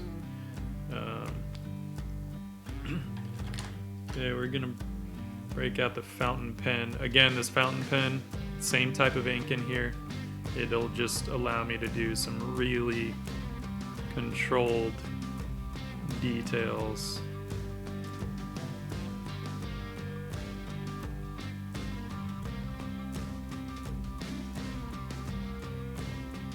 Right, so when I'm talking about levels of interest, it's just stuff like this, like just get in there a couple layers deep, right? And it doesn't have to be everywhere. I love having some simpler places, you know, that where our eye can kind of rest a bit more. I love that. I think it's great.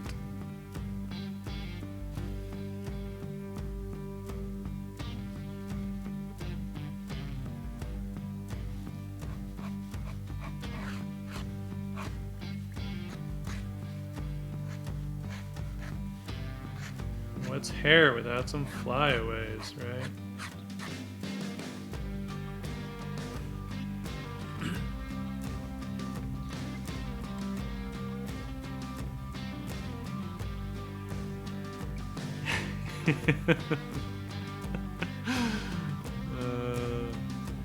Studio Doggaby, thank you. Appreciate that.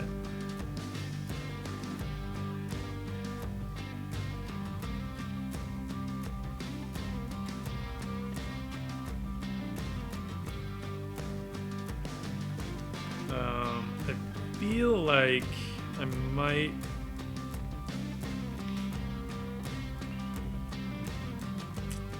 call it for tonight here. Just because anything else will kind of get me into something I can't stop like partway through, you know? I don't want to do that.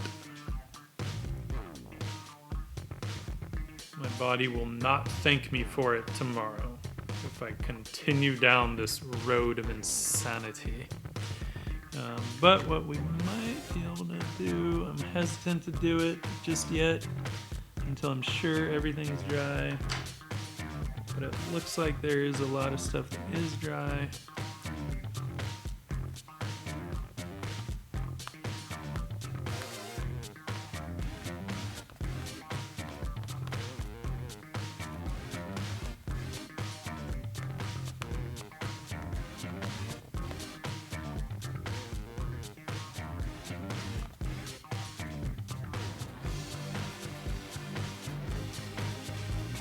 get rid of some of this pencil, right? Get a sense of what this might start to look like toward the finish.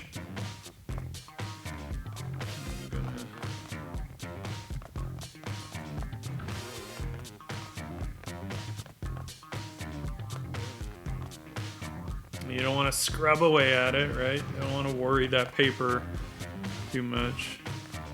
Just want to dab away.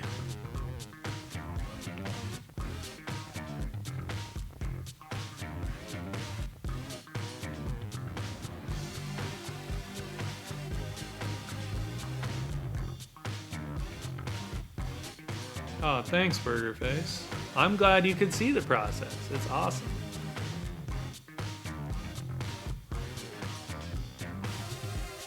I don't know what you're talking about, Fanged Bunny.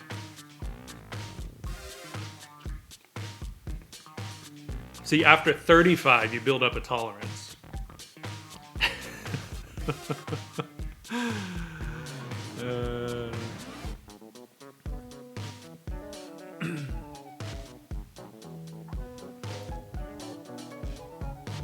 Pre-streaming, you stumbled on Twitch or on Instagram or something. There you go, Twitchy Jester. You're good. You're right on track.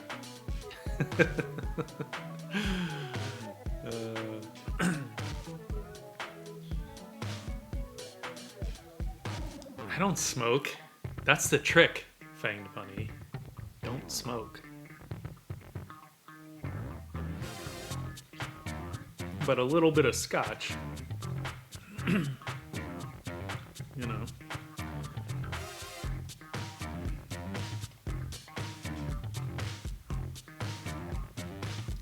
Oh man, I hate the Instagram algorithm. Can't stand it. No. Here, let's get in on this and see how she's looking.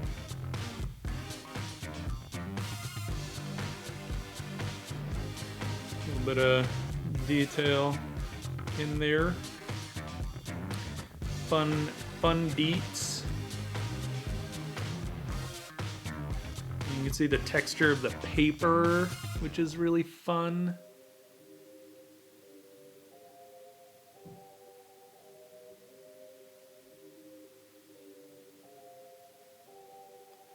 Right. Good stuff, good stuff.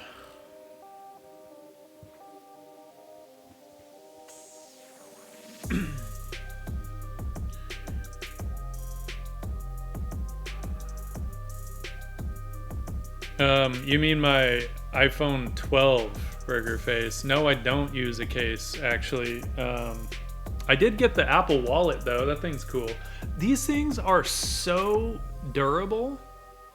I mean, I did have a case, right? I have the it's the bull strap case, so what's cool is it has a card slot here.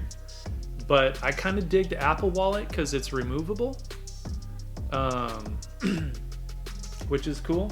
Oh no, the leather, this thing here, right? Which just uses the MagSafe stuff, so it literally just magnets onto the back of the phone, and it stays on there, and it's cool. And you've got the like little thumb slot, so you can just, you know, push your card out. So these are new. These are from Apple. I hate having the little Apple symbol, which is why I always use the bull strap, right? Because see if it'll focus on the case. Are you gonna focus? There. You know, we just got that little bull on the bull strap. And it's beautiful leather, really well made. Bull strap.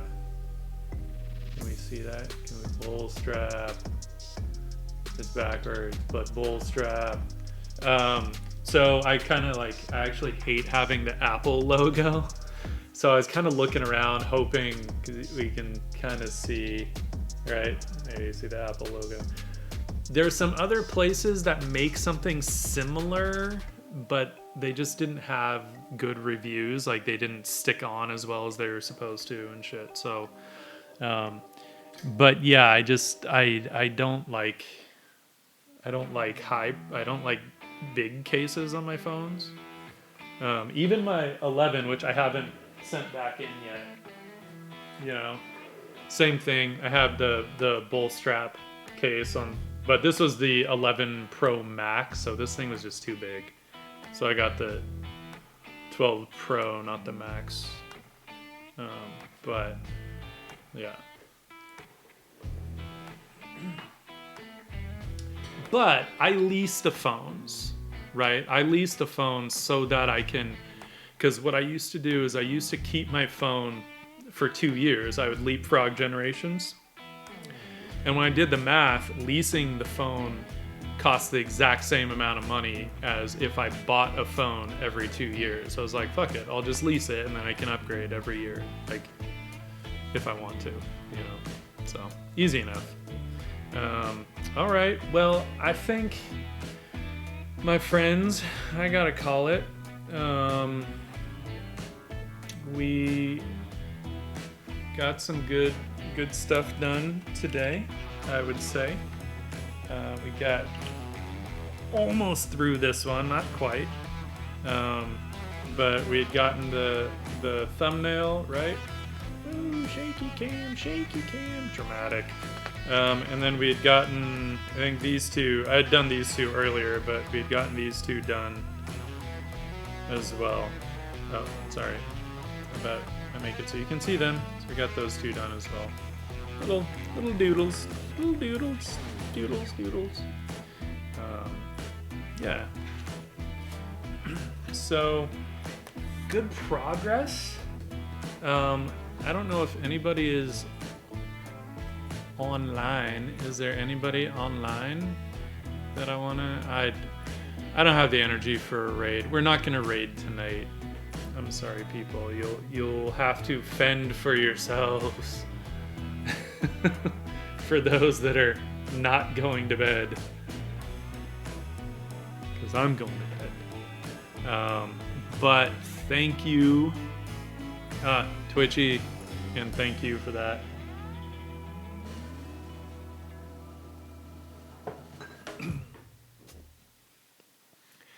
Burger Face, you don't have to get lost, but you can't stay here. But I will catch y'all later. I think I'm gonna try and maybe jump on for a little bit on Saturday and see if we can't wrap this up. I don't think it'll take too much more to get there. So I will try and give a little bit of a heads up, maybe on Instagram and on Discord, let y'all know. So hopefully I will see y'all Friday, or at least, hopefully you'll see me Friday and I'll see you in chat. All right, my friends, y'all sleep well, and until next time, peace.